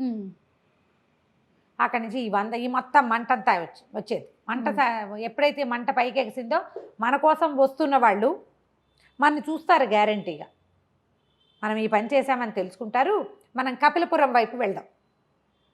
ఇప్పుడు ఇక్కడే నుంచుంటే ఆ మంటలు ఎగిసి మన మీద పడతాయి. అవును, మనం వెలిగించేసాం కాబట్టి మనం మంట పెడదామని చెప్పొచ్చాం కదా. వాటికి ఏంటంటే పక్షులకి మంట అంటే భయం. కాగడాలు చూపిస్తే పారిపోతాయి. అవును అని చెప్పేసి వీళ్ళు ఏం చేశారు? కపిలపురం వైపుకి బయలుదేరి వెళ్ళిపోయారు. ఎక్కడైతే అడవిలో ఈ కొట్టాలు ఉన్నాయని తెలుసుకుని ముందే ఉన్నారో ఈ చిత్రసేనుడు, ఉగ్రాక్షుడు సైన్యంతో కలిసి వచ్చారు. వచ్చి చూసుకున్నారు ఇక్కడ ఇదేదో జరిగిపోయింది. అక్కడి నుంచి ఈ కపిలపురం వైపుకి వెళ్ళటం మొదలుపెట్టారు. ఏమనుకున్నారు? మనం ఓ పని చేద్దాం. ఇప్పుడు ఈ మన కరవీరుడితో కలిసి ఇతను నాగవర్మ ధవళగిరి మీదకి వెళ్ళాడు. అంటే రాజ్యంలో ఎవరు లేరనమాట. ఇప్పుడు సైన్యాధిపతి వెళ్ళి రాజు ఉన్నాడంటే కొంచెం బలగా ఉంటుంది. రాజును బంధించేశాడు. సైన్యాధిపతి ఇక్కడ రాజు అయిపోయాడు. వాడు కొత్త ఫ్రెండ్స్తో కలిసి ఇంకో రాజ్యానికి వెళ్ళాడంటే ఇక్కడ ఎవరు ఉండరు. అందుకని మనం కపిలపురం మీద పడదామనుకున్నారు. కోటని స్వాధీనం చేసుకుంటే అప్పుడు అమ్మాయిని వాళ్ళని వెతకచ్చు. ఇంతలో ఏమైంది? ఈ సైనికుల్లో కొంతమంది ఒక 10 మంది ముందే పరిగెత్తుకుంటూ వెళ్ళిపోయారు. స్పీడ్గా అంచెగుర్రాల మీద ముందుకెళ్ళిపోయారు. వాళ్ళు వెళ్ళి అక్కడ ఏం జరుగుతోందో నగరంలో కనుక్కోవటానికి వాళ్ళు మళ్ళీ పరిగెత్తుకొచ్చారు. ప్రభు, కొంతమంది పులిరాయిళ్ళు మేనాలో యువరాణి కాంతిమతిని ఎక్కడికో తప్పించేస్తున్నారు. ఓహో, మనుషులు లేరు, మామూలు వాళ్ళు కాదు, కపిలపురం సైనికులు కాదు, వాళ్ళు పులిరాయిళ్లే. వేషాలు కనపడుతున్నాయి. కాంతిమతి ఉంది, మేనాలో ఆడవాళ్లే కదా ఉంటారు. యువరాణిని తప్పించేస్తున్నారు. ఆ దారి గుండా వెళ్దాం పదండి అంటే వీళ్ళంతా ఆ దారి వైపు వెళ్ళారు. అక్కడి నుంచి దగ్గరికి వెళ్ళేసరికల్లా ఈ మేనా మోసుకొస్తున్న వాళ్ళు మాట్లాడుతున్నారనమాట. ఒరే ఎవరో వచ్చేస్తున్నారు, అక్కడ ఏదో మంటలు వస్తున్నాయి, ఎవరైనా దీన్ని తగలబెట్టేశారేమో, అది ధవళగిరివాడా, ఉగ్రాక్షుడి తాలూకు వాళ్ళ, లేకపోతే అపూర్వ సౌధం వాడో మనకు తెలియదు. అందుకని మన నాగవర్మ ఏం చెప్పాడంటే కాంతిమతిని చంపేయండి, కానీ అమ్మాయి దొరకకూడదన్నాడు. మోసుకెళ్ళిపోదాం, తప్పించుకుంటాం, లేకపోతే యువరాణిని చంపేద్దాం. మేనా మోసుకెళ్తున్నారు. వీళ్ళేమన్నారు, అమ్మో యువరాణిని చంపేస్తారు ఇంకేముందని. ఎప్పుడైతే ఈ యువరాణి మాట వచ్చిందో ఉగ్రాక్షుడికి ఒక ఊహ వచ్చింది. ఏమన్నాడంటే, ఓ పని చేద్దాం, మనం వాళ్ళ మీదకి వెళ్ళిపోదాం, యువరాణిని పట్టుకుందాం. రాణి నువ్వు పెళ్లి చేసుకోవచ్చు, నువ్వు యువకుడివి, బ్రహ్మచారివి, ఎంచక్కా వీరసేన మహారాజు కూతుర్ని కనుక పెళ్లి చేసుకుంటే ఆ రాజ్యం కూడా నీదవుతుంది అన్నాడు. అంటే ఏవగించుకున్నాడు ఇతను చిత్రసేనుడు. తండ్రి అనుమతి లేకుండా పిల్లని పెళ్లి చేసుకోవటం ఏమిటి? మనుషుల పద్ధతులు మర్యాదలు నీకు తెలియవు, రాక్షసుండా నేను వాళ్ళు ఎవరి పిల్లను ఎత్తుకొచ్చేయడానికి? అట్లా చేయకూడదు. రాజు ఉండాలి, ఆయన తన పిల్లని నాకు ఇవ్వాలి. ఆ అమ్మాయి ఎవరినైనా వరించి ఉందేమో మనకు తెలీదు. ముందే ఇలా బారెడు ఊహలు చేయకూడదు, ముందు రక్షిద్దాం. తర్వాత వీళ్ళంతా పోయి ధవళగిరి మీద పడ్డారు, మా నాన్న మీద. ఇది పట్టుకుంటే మా నాన్నని కాపాడుకోగలుగుతాను నేను, నాకు కావాల్సింది అది. ఇప్పుడు యువరాణి నాకు ఇంపార్టెంట్ కాదన్నాడు. కానీ ఇప్పుడు కనపడుతోంది యువరాణి మేనాలో వచ్చేస్తోంది. అక్కడి నుంచి ఏం చేశారు? పరిగెత్తుకుంటూ ఆ వైపు వెళ్ళారు. వెళ్ళేసరికి పులిరాయుళ్ళు మేనా దించేశారు, వీళ్ళ మీద పడ్డారు. ఉగ్రాక్షుడు గద దిప్పాడు, వాళ్ళు కొట్టుకున్నారు. ఇతను ఇంతలో ఏమైంది? ఫెడేల్మని పెద్ద శబ్దమై మేనా తలుపు తెరుచుకుంది. ఆ లేచింది యువరాణి. కత్తి తీసుకోవటం ఏంటి, 2-3 పులిరాయుళ్ళ మీదకి యుద్ధానికి తెగబడిపోయింది. ఆశ్చర్యపోయాడు ఉగ్రాక్షుడు. ఊరిని ఆడపిల్లలు కూడా యుద్ధం చేస్తారా? అమ్మాయిలు మానవులు చాలా సులువుగా దొరుకుతారు ఆడవాళ్ళు. అవునవును. అలాంటిది అసలు మామూలుగా కాదు. మేనాలో ఇంచి కత్తి తీసుకుని బయటికి దూకే సీన్ చెప్పంగానే మీకు బోల్డని గుర్తు రావాలి. ఇప్పుడు పల్లకిలో ఉన్న అమ్మాయి మెతకది, యువరాణి, రక్షింపదగింది. కానీ అమ్మాయి ఊరుకోలే, కత్తి తీసింది. అక్కడి నుంచి ఏమైంది, ఇతను అమ్మాయిని రక్షించడానికి వెళ్ళడానికి ఒక 5-6 అడ్డం ఉన్నారు మధ్యలో. వీళ్ళందరినీ సంహరించి వెళ్ళేసరికి తన చుట్టుపక్కల 2-3 కొట్టేసి పోయి మేనాలో కూర్చుంది, కొట్టేసింది. అక్కడి నుంచి ఉగ్రాక్ష అన్నాడు, జయహో యువరాణి, నేను ఇదంతా నాదే, ఈ అడవంతా నాదే, నేను ఈ అడవికి రక్షకుడిని, నేను నిన్ను రక్షిస్తాను. వీడెవడం నన్ను రక్షించేవాడు ఎవడని ఆవిడ పోయి లోపలికి కూర్చుంది. కూర్చునేసరికల్లా ఇప్పుడు వెంటనే ఉగ్రాక్షుడు ఏమన్నాడు, చూసావా వీళ్ళందరినీ చంపేశాం కదా చిత్రసేన, మనమేమో నగరాన్ని రక్షిద్దాం పదన్నాడు. ఒళ్ళు మండింది చిత్రసేనుడికి. ఈ అమ్మాయి మేము ఇంతమంది 20 మందిని మేము చంపేస్తే 2 చంపి లోపలికి వచ్చింది. నా నగరాన్ని రక్షించమని ఎవరు అడగాలి? ఉగ్రాక్షుడు కాదు అడగాల్సింది. చిత్రసేనుడు అన్నాడు, ఎవరు అడిగారని నేను ఇప్పుడు కపిలపురాన్ని రక్షించాలి? నాకేం అవసరం? ఏదో ఒక స్త్రీని రక్షిద్దామని దిగాం, ఇక్కడ ధోరణి చూస్తే ఆవిడే మనందరినీ రక్షించేదానిలాగా ఉంది, ఓవర్ యాక్షన్, నేనేం చేయను అన్నాడు. అనేసరికి ఉగ్రాక్షుడు నిర్ఘాంతపడి, వాడి కోరిక ఏమిటి? చిత్రసేనుడు పెళ్లి చేసుకోవాలి, ఈయనకు కొడుకు పుట్టాలి, ఆ పిల్లాన్ని 18 ఏళ్ళు వచ్చాక తను తీసుకోవాలి. అది ఆ చక్కగా అందిపుచ్చుకున్నట్టు అమ్మాయి కనపడుతూ ఉంటే పెళ్లి చేసుకోవచ్చు కదా. పెళ్ళి మానేసి రక్షించడము మానేసి అన్నీ మానేస్తే ఎట్లా? ఉగ్రాక్షుడు తెల్లమోహేశ్వరుడు బుర్ర పని చేయదు, రాక్షసుడు కదా, ఒకవైపే పని చేస్తుంది అనమాట. అనేసరికల్లా ఈవిడ ఏం చేసింది, లేచి బయటకు వచ్చింది. మళ్ళీ లేచి బయటకు వచ్చింది. బయటకు వచ్చేసరికల్లా అది కాదు ఉగ్రసేన, ఉగ్రసేన అంటాడు, అది కాదు చిత్రసేన, ఉగ్రాక్షుడు స్పీడ్గా చెప్తున్నాడు అనమాట. రాజుగారిని ఎక్కడో బంధించేశారు కదా, ఊరు దాటిచ్చేశారు కదా, మరి ఈ అమ్మాయి ఇక్కడ దొరికింది కదా, మనం ఏం చేస్తామంటే ఏమో ఆయన ఎక్కడికో వెళ్తాడు, ఈవిడ ఎక్కడికి వెళ్తుందో ఆవిడ ఇష్టం, నాకు తెలియదు అన్నాడు. అనగానే ఈవిడ మేనాలో నుంచి బయటకు వచ్చి అడిగింది, అదేమిటి మా నాన్నని ఊరు దాటిచ్చిన మాట మీకు ఎలా తెలుసు? వీళ్ళు నన్ను దాటిస్తున్న సంగతి మీరు ఎలా తెలుసుకున్నారు? అనేసరికి చిత్రసేనుడు అన్నాడు, అమరపాలుడు మీ నగరం కపిలపురం నగరం నుంచి వచ్చిన సైనికుడు, అతను నాగవర్మ సైన్యంతో కలిసి జ్వాలాద్వీపవాసులతోటి మా దగ్గరికి వచ్చాడు, మేము వాడిని పట్టుకున్నాం.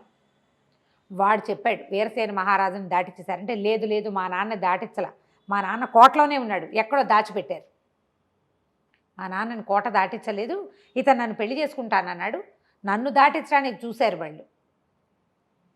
అనేసరికల్ మీరెవరంది, నువ్వెవరు అని అడిగేసరికల్ నేను అక్కడ అపూర్వ సౌధం ఉంది కదా, ఆ సౌధాన్ని నాది, చిత్రసేనుడు నా పేరు, నేను దానికి రాజును. అనేసరికల్ అంతకుముందు ఉగ్రాక్షుడు ఏం చెప్పాడు, ఈ అడవంతా నాదేనన్నాడు కదా, ఇప్పుడు నవ్వుమ పెట్టి ఈ అడవంతా ఎవరిదోనని చెప్పారే ఇంతకుముందు అని. అనేసరికల్ చిత్రసేనుడు ఒక్క రైమని తిరిగాడు ఉగ్రాక్షుడికి, నీ పిచ్చివాగుడితోటి అడవి నాది నాది నాదని డంబాలు కొడతావు, వీళ్ళందరికీ ఎలాంటి అభిప్రాయాలు కలుగుతున్నాయి చూడు, నువ్వు ఇంతకుముందు అమరపాలుడి దగ్గర కూడా ఇలాగే చెప్పావు, మాటలు తగ్గించుకోవాలి నువ్వు, చెప్పు నువ్వెవరో నేనెవరో అనగానే వీడు వెలవెలబోయాడు, ఏం చేయాలో తెలియలే. ఒప్పుకున్నాడు కదా, ఈ అడవంతా నీదే, నీ కొడుకుని నాకు ఇస్తే నేను ఒప్పుకుంటాను అని. కొడుకుని ఇవ్వడానికి ఒప్పుకుంటే అడవంతా ఈతందని ఒప్పుకోవాలి. గుటకలు మింగాడు, ఏం చేయాలో తెలియలే. కాస్త సర్దుకుని, అవును ఈయనే చిత్రసేనుడు మహారాజు మాకు, నేను ఆయన బంటుని అన్నాడు. బంటు అంటే నువ్వు బంటువే, అడవి నీది కాదు, నాదే అడవి. దాంతో ఆవిడ ఒప్పుకుంది. సరే సరే అయితే నేను అడుగుతున్నాను, కపిలపురాణ సామ్రాజ్యంలో మా నాన్న బంధింపబడి ఉన్నాడు, నా తండ్రిని కోటని రక్షించండి. సరే మేనా ఎక్కువ వెళ్ళిపోదామన్నాడు. ఈయన దగ్గర సైనికులు ఉన్నారు కదా, ఎత్తండ్రా మేనా అంటే, నేను మేనాలో ఎక్కను, ఇంకెందుకు నన్ను ఎందుకు రక్షించాలి, మీతో పాటు నాకు ఒక గుర్రం ఇవ్వండి, నేను కూడా గుర్రం మీదే వస్తానంది. ఉగ్రాక్షుడికి మహా సంతోషంగా ఉంది. తండ్రి పరాక్రమవంతుడు, ఈ పిల్ల నుంచి పెళ్లి చేస్తే ఈ అమ్మాయి మంచి కత్తులు తిప్పేది, పిల్లాడు బ్రహ్మాండమైన వాడు పుడతాడు వీళ్ళకి, వాడికి అదే కావాలి. సరే అక్కడి నుంచి ఆవిడకు ఒక గుర్రం ఇచ్చారు.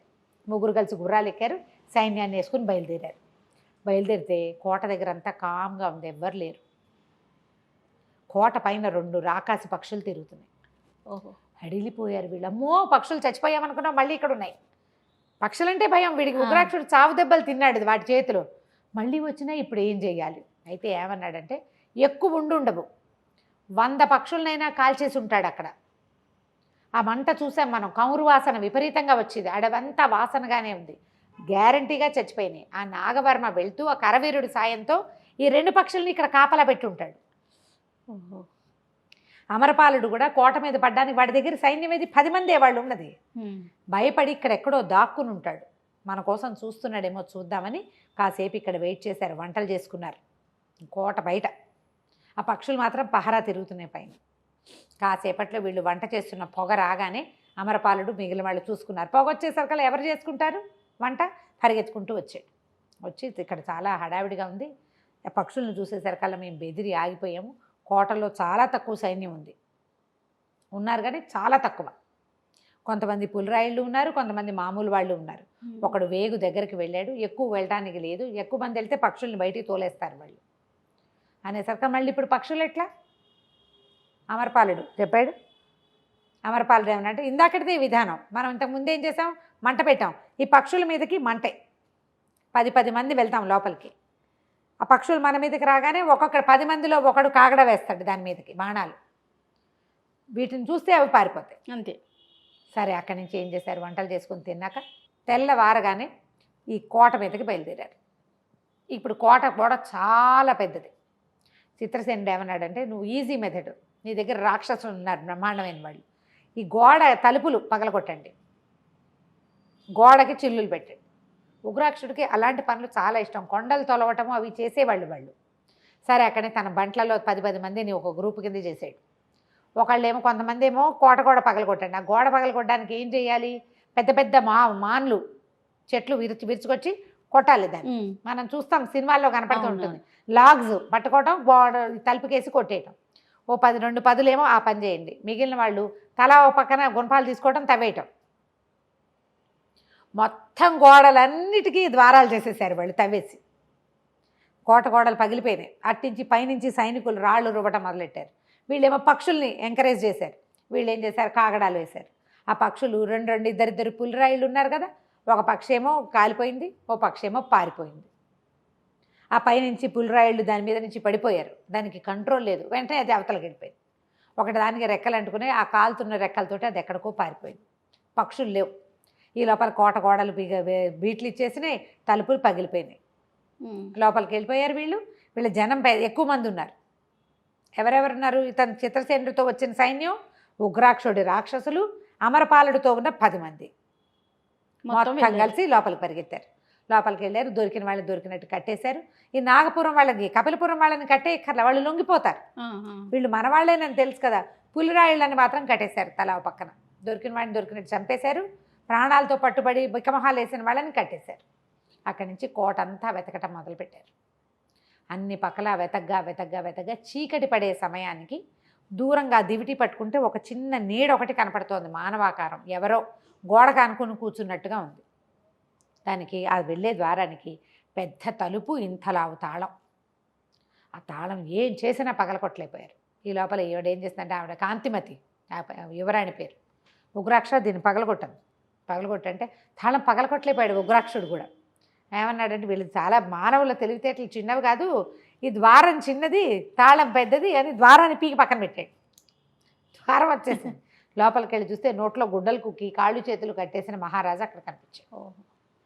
ఆయన నోట్లోంచి ఆ గుడ్డలు తీసేశారు, కట్లోడు తీశారు. ఓ సైనికుడు ఒక సింహాసనం తెచ్చివేశాడు, కుర్చీ తెచ్చివేసి ఆయన కూర్చోబెట్టి, ఇంకోటి వెళ్ళి మంచినీళ్ళు పట్టుకొచ్చి ఆహారం పట్టుకొచ్చి, అప్పటికి 4 రోజులు అయింది ఆయన కట్టేసి.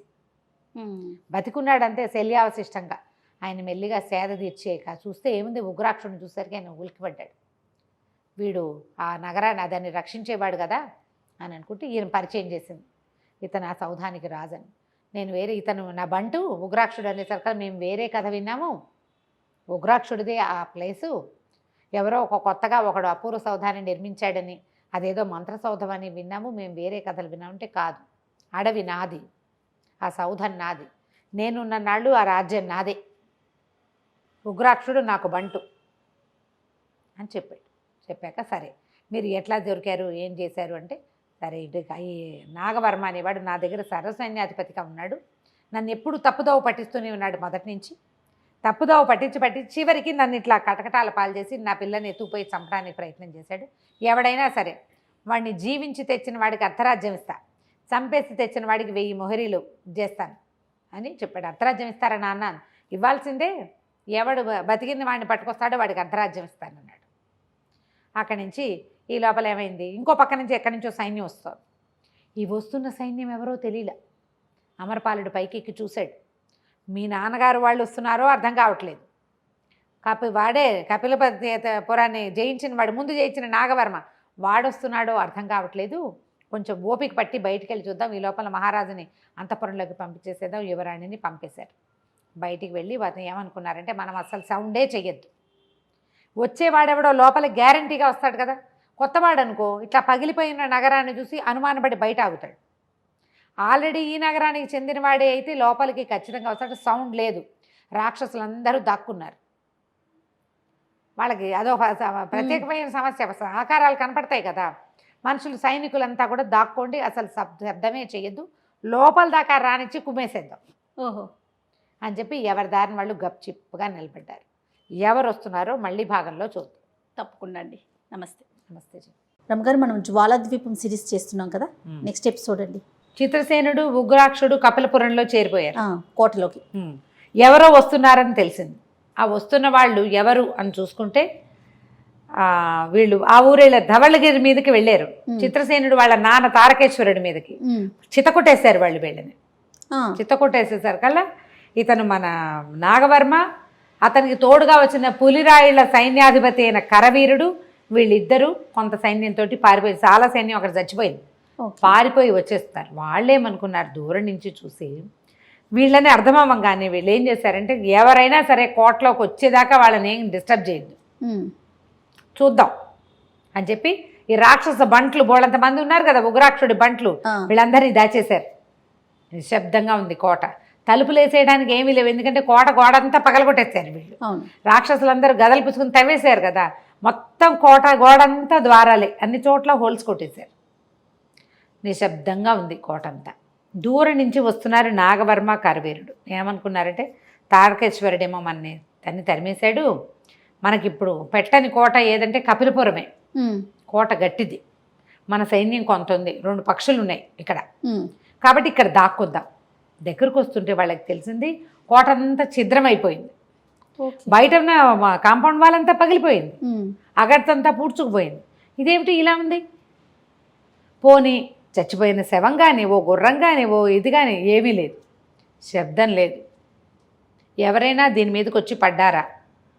పడితే ఇవన్నీ కనపడాలి. వీళ్ళు ఏం చేశారు, శవాలకి ఇవ్వాలన్నీ దాచేశారు, శవాలు అగర్తలు వేసి పూర్తి చేశారు, గిర్రాలన్నీ దాచేసుకున్నారు లోపల. అక్కడ ఏనుగులు లేవు, అక్కడి నుంచి పక్షులు 2 ఉండాలి, 2 పక్షులు పోయినాయి, పక్షులు లేవు. వీళ్ళు కాపలా పెట్టారు. ఏం జరుగుతుందో వీళ్ళకి అర్థం కాల. కొంచెం ముందుకెళ్తున్నారు. ఎలాగైనా ఈ కోటలోకే వెళ్ళిపోవాలి, ఎందుకంటే వీరేశ్వరుణ్ణి వాళ్ళు వీరసేనుడిని దాచేశారు, అతన్ని ఎవరు పట్టుకోలేరు. కాంతిమతి ఏమో మన వాళ్ళ దగ్గరే ఉంది, కాంతిమతి కూడా లేదు కోటలో. ఆలోచించుకుంటున్నారనమాట అన్నీ, వాళ్ళు ఏమేం చేసాము, ఏమేం చేయాలి అని. ఒకళ్ళతో ఒకళ్ళు మాట్లాడుకుంటూ దగ్గర దాకా వచ్చాక వాళ్ళకి ఏం డౌట్ వచ్చింది, ఆ కరవీరుడికి, ఏమైనా ఒకవేళ ఉగ్రాక్షుడు వాడి రాక్షస బంట్లు వచ్చారా ఇక్కడికి, తినేశారేమో, నరమాంస భక్షకులు కదా వాళ్ళు. ఓ పంచేద్దాం, మనం లోపలికి వెళ్ళొద్దు కోటలోకి, మనం ఇక్కడే ఉండి సైన్యాన్ని మాత్రం లోపలికి పంపిద్దాం. వీళ్ళ దగ్గర ఉన్నది బ్యాచ్ ఎంత చిన్నది. ఇంతలో ఏమైంది, దూరంగా ఇంకో సేన వస్తుంది. అమరపాలుడు పరిగెత్తుకుంటూ చిత్రసేనుడి దగ్గరికి వెళ్ళాడు. ప్రభు, మీరు పైకెక్కేసేయండి, మీ రాణిగాని యువరాణిని వీరసేనుడిని పైకెక్కిచ్చేద్దాం. 2వ సైన్యం వస్తుంది, మీ నాన్నగారిది కావచ్చు, లేదా మీరు సహాయం పంపించారు వాళ్ళు కావచ్చు, ఇంకో సైన్యం దూరం నుంచి కనపడుతోంది, వీళ్ళు కోటకు దగ్గరగా వచ్చారు, వీళ్ళని పూర్తిగా లోపలికి రానిచ్చి పట్టేద్దాం. వాళ్ళ దగ్గరకు వచ్చాక కదా పతాకాలు అవి కనపడేది, సేన ఎట్లా కనపడుతుంది, దూరం నుంచి ఏదో గుంపుగా వస్తున్నట్టు అవి కనిపిస్తాయి, పతాకాలు గితాకాలు ఏం కనపడవు. దగ్గరకు వచ్చాక చూద్దాం, మన గుంపేనా ధవళగిరి గుంపు అర్థం చేసుకుందాం. 2 సైన్యాలు ఉన్నాయి ఇప్పుడు ఇక్కడ, 3వ సైన్యం కోట లోపలే దాక్కుంది. సరే ఏం చేశారు, యువరాణి కాంతిమతిని ఆ వీరసేనుడిని లోపలికి ఎక్కిచ్చేశారు. కోటలోనే ఒక పక్కన ఎత్తైన సౌధం మీదకి ఎక్కిచ్చేశారు. అక్కడ ఇంకా రాని వల్ల వెళ్ళి ఈ రాక్షస బంట్లు, ఇతని తాలూకు చిత్రసేను తాలూకు సైనికులు, అమరపాలుడు అంతా తల ఒక పక్కకి సెట్ అయిపోయి నుంచునున్నారు. వీళ్ళు ఏం చేశారు, ఈ నాగవర్మ ఇతను కరవీరుడు కలిసి వెనక్కుండి మొత్తం సైన్యాన్ని లోపలికి పంపించారు. లోపలికి వెళ్తున్నా ఏమీ కదలిక లేదు, కిక్కురుమంటల్లా ఎవరు. పూర్తిగా వాళ్ళంతా లోపలికి వెళ్ళిపోయాక అప్పుడు వీళ్ళిద్దరూ బయలుదేరారు. వీళ్ళు కోట గోడ దాటి కోటలోకి వెళ్ళంగానే అమ్మోయ్ రాక్షసులు బాబోయ్ అని కేకలు వినపడ్డాయి. వాళ్ళు చేసిన పొరపాటు ఏంటంటే, ఇంకొక నిమిషం సమయం ఇస్తే బాగుండేది, వీళ్ళు పూర్తిగా లోపలికి వచ్చేవాళ్ళు. ఆ పూర్తి కాకుండానే వాళ్ళు తొందరపడ్డారు. మనుషుల వాసనకి రాక్షసులకు ఒక ఉద్రేకం వస్తుంది. ఆ ఉద్రేకానికి లోనైపోయారనమాట. వాళ్ళ ప్లాన్ అయితే బాగానే ఉంది. ఎప్పుడైతే రాక్షసులు అనంగానే కరవీరుడు వీడు నాగవర్మ పరిగెత్తేశారు బయటికి గుర్రాలతో సహా. లోపల నుంచి వచ్చేసిన రాక్షసులు రాతి గదలతోటి చితకొట్టేశారు, యథాశక్తి కొట్టి చంపేశారు. అక్కడి నుంచి కొంత సైన్యం పారిపోయింది. వీళ్ళిద్దరు పారిపోయారు, నాగవర్మ అనుకో. వాళ్ళ వెనకాల పడ్డారు పట్టుకోవటానికి.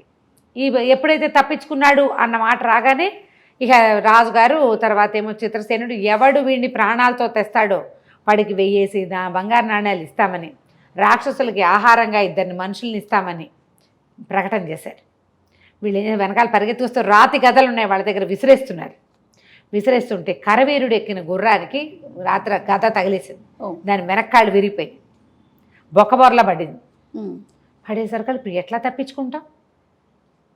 నాగవర్మ అమ్మ వీళ్ళ ఉగ్రాక్షుడు ఎంత తెలివైన వాడు, వాడికి చిత్రసేనుడు సహాయం చేశాడు, కపిలపురం వాళ్ళ చేతి కిందకి వెళ్ళిపోయింది అంటే కాంతిమతి మనకి దక్కది, ఇక్కడి నుంచి ప్రాణాలతో తప్పించుకోవాలి, అంతే చాలు. వెళ్ళిపోయామా మనం బతికేస్తాం, ఇక్కడే ఉంటే పట్టుపడిపోతాం.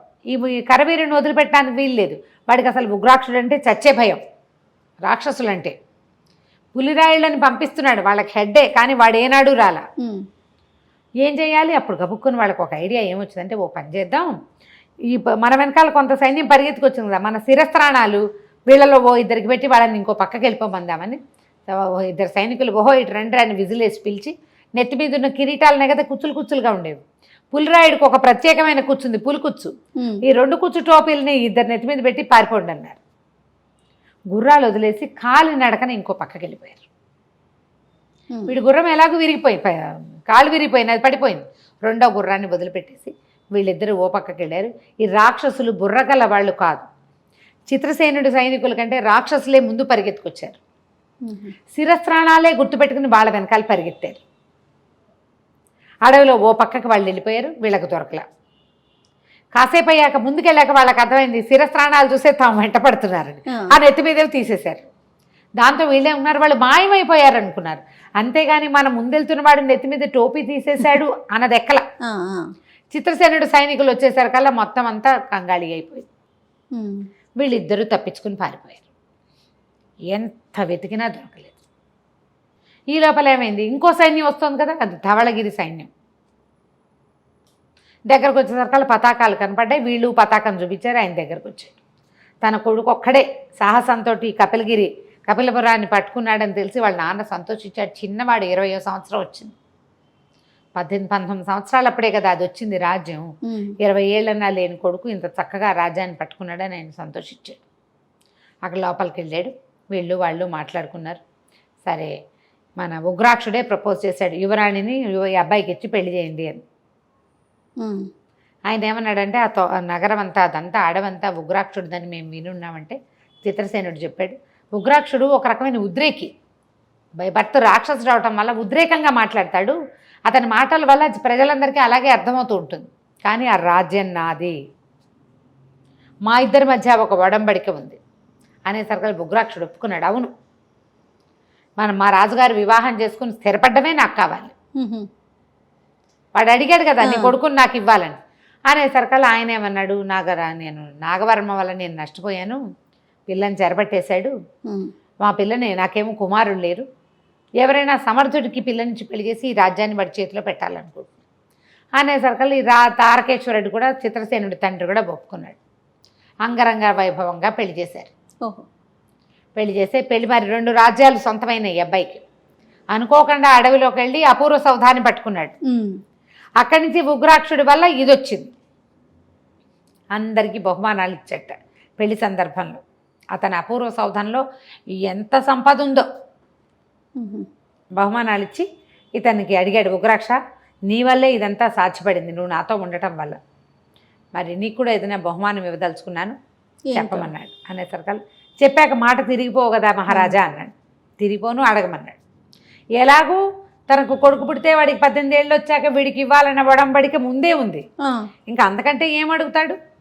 వీడేమడిగాడు ఉగ్రాక్షుడు, రేపొద్దున్న నీ ప్రథమ సంతానం కూతురైనా కొడుకైనా 5వ ఏటే నాకు ఇచ్చేసి, 15 దాకా కాదు, 18 ఏళ్ళు పెద్దవాడు అయ్యేదాకా కాదు, 5వ ఏటే ఇచ్చేయి నాకు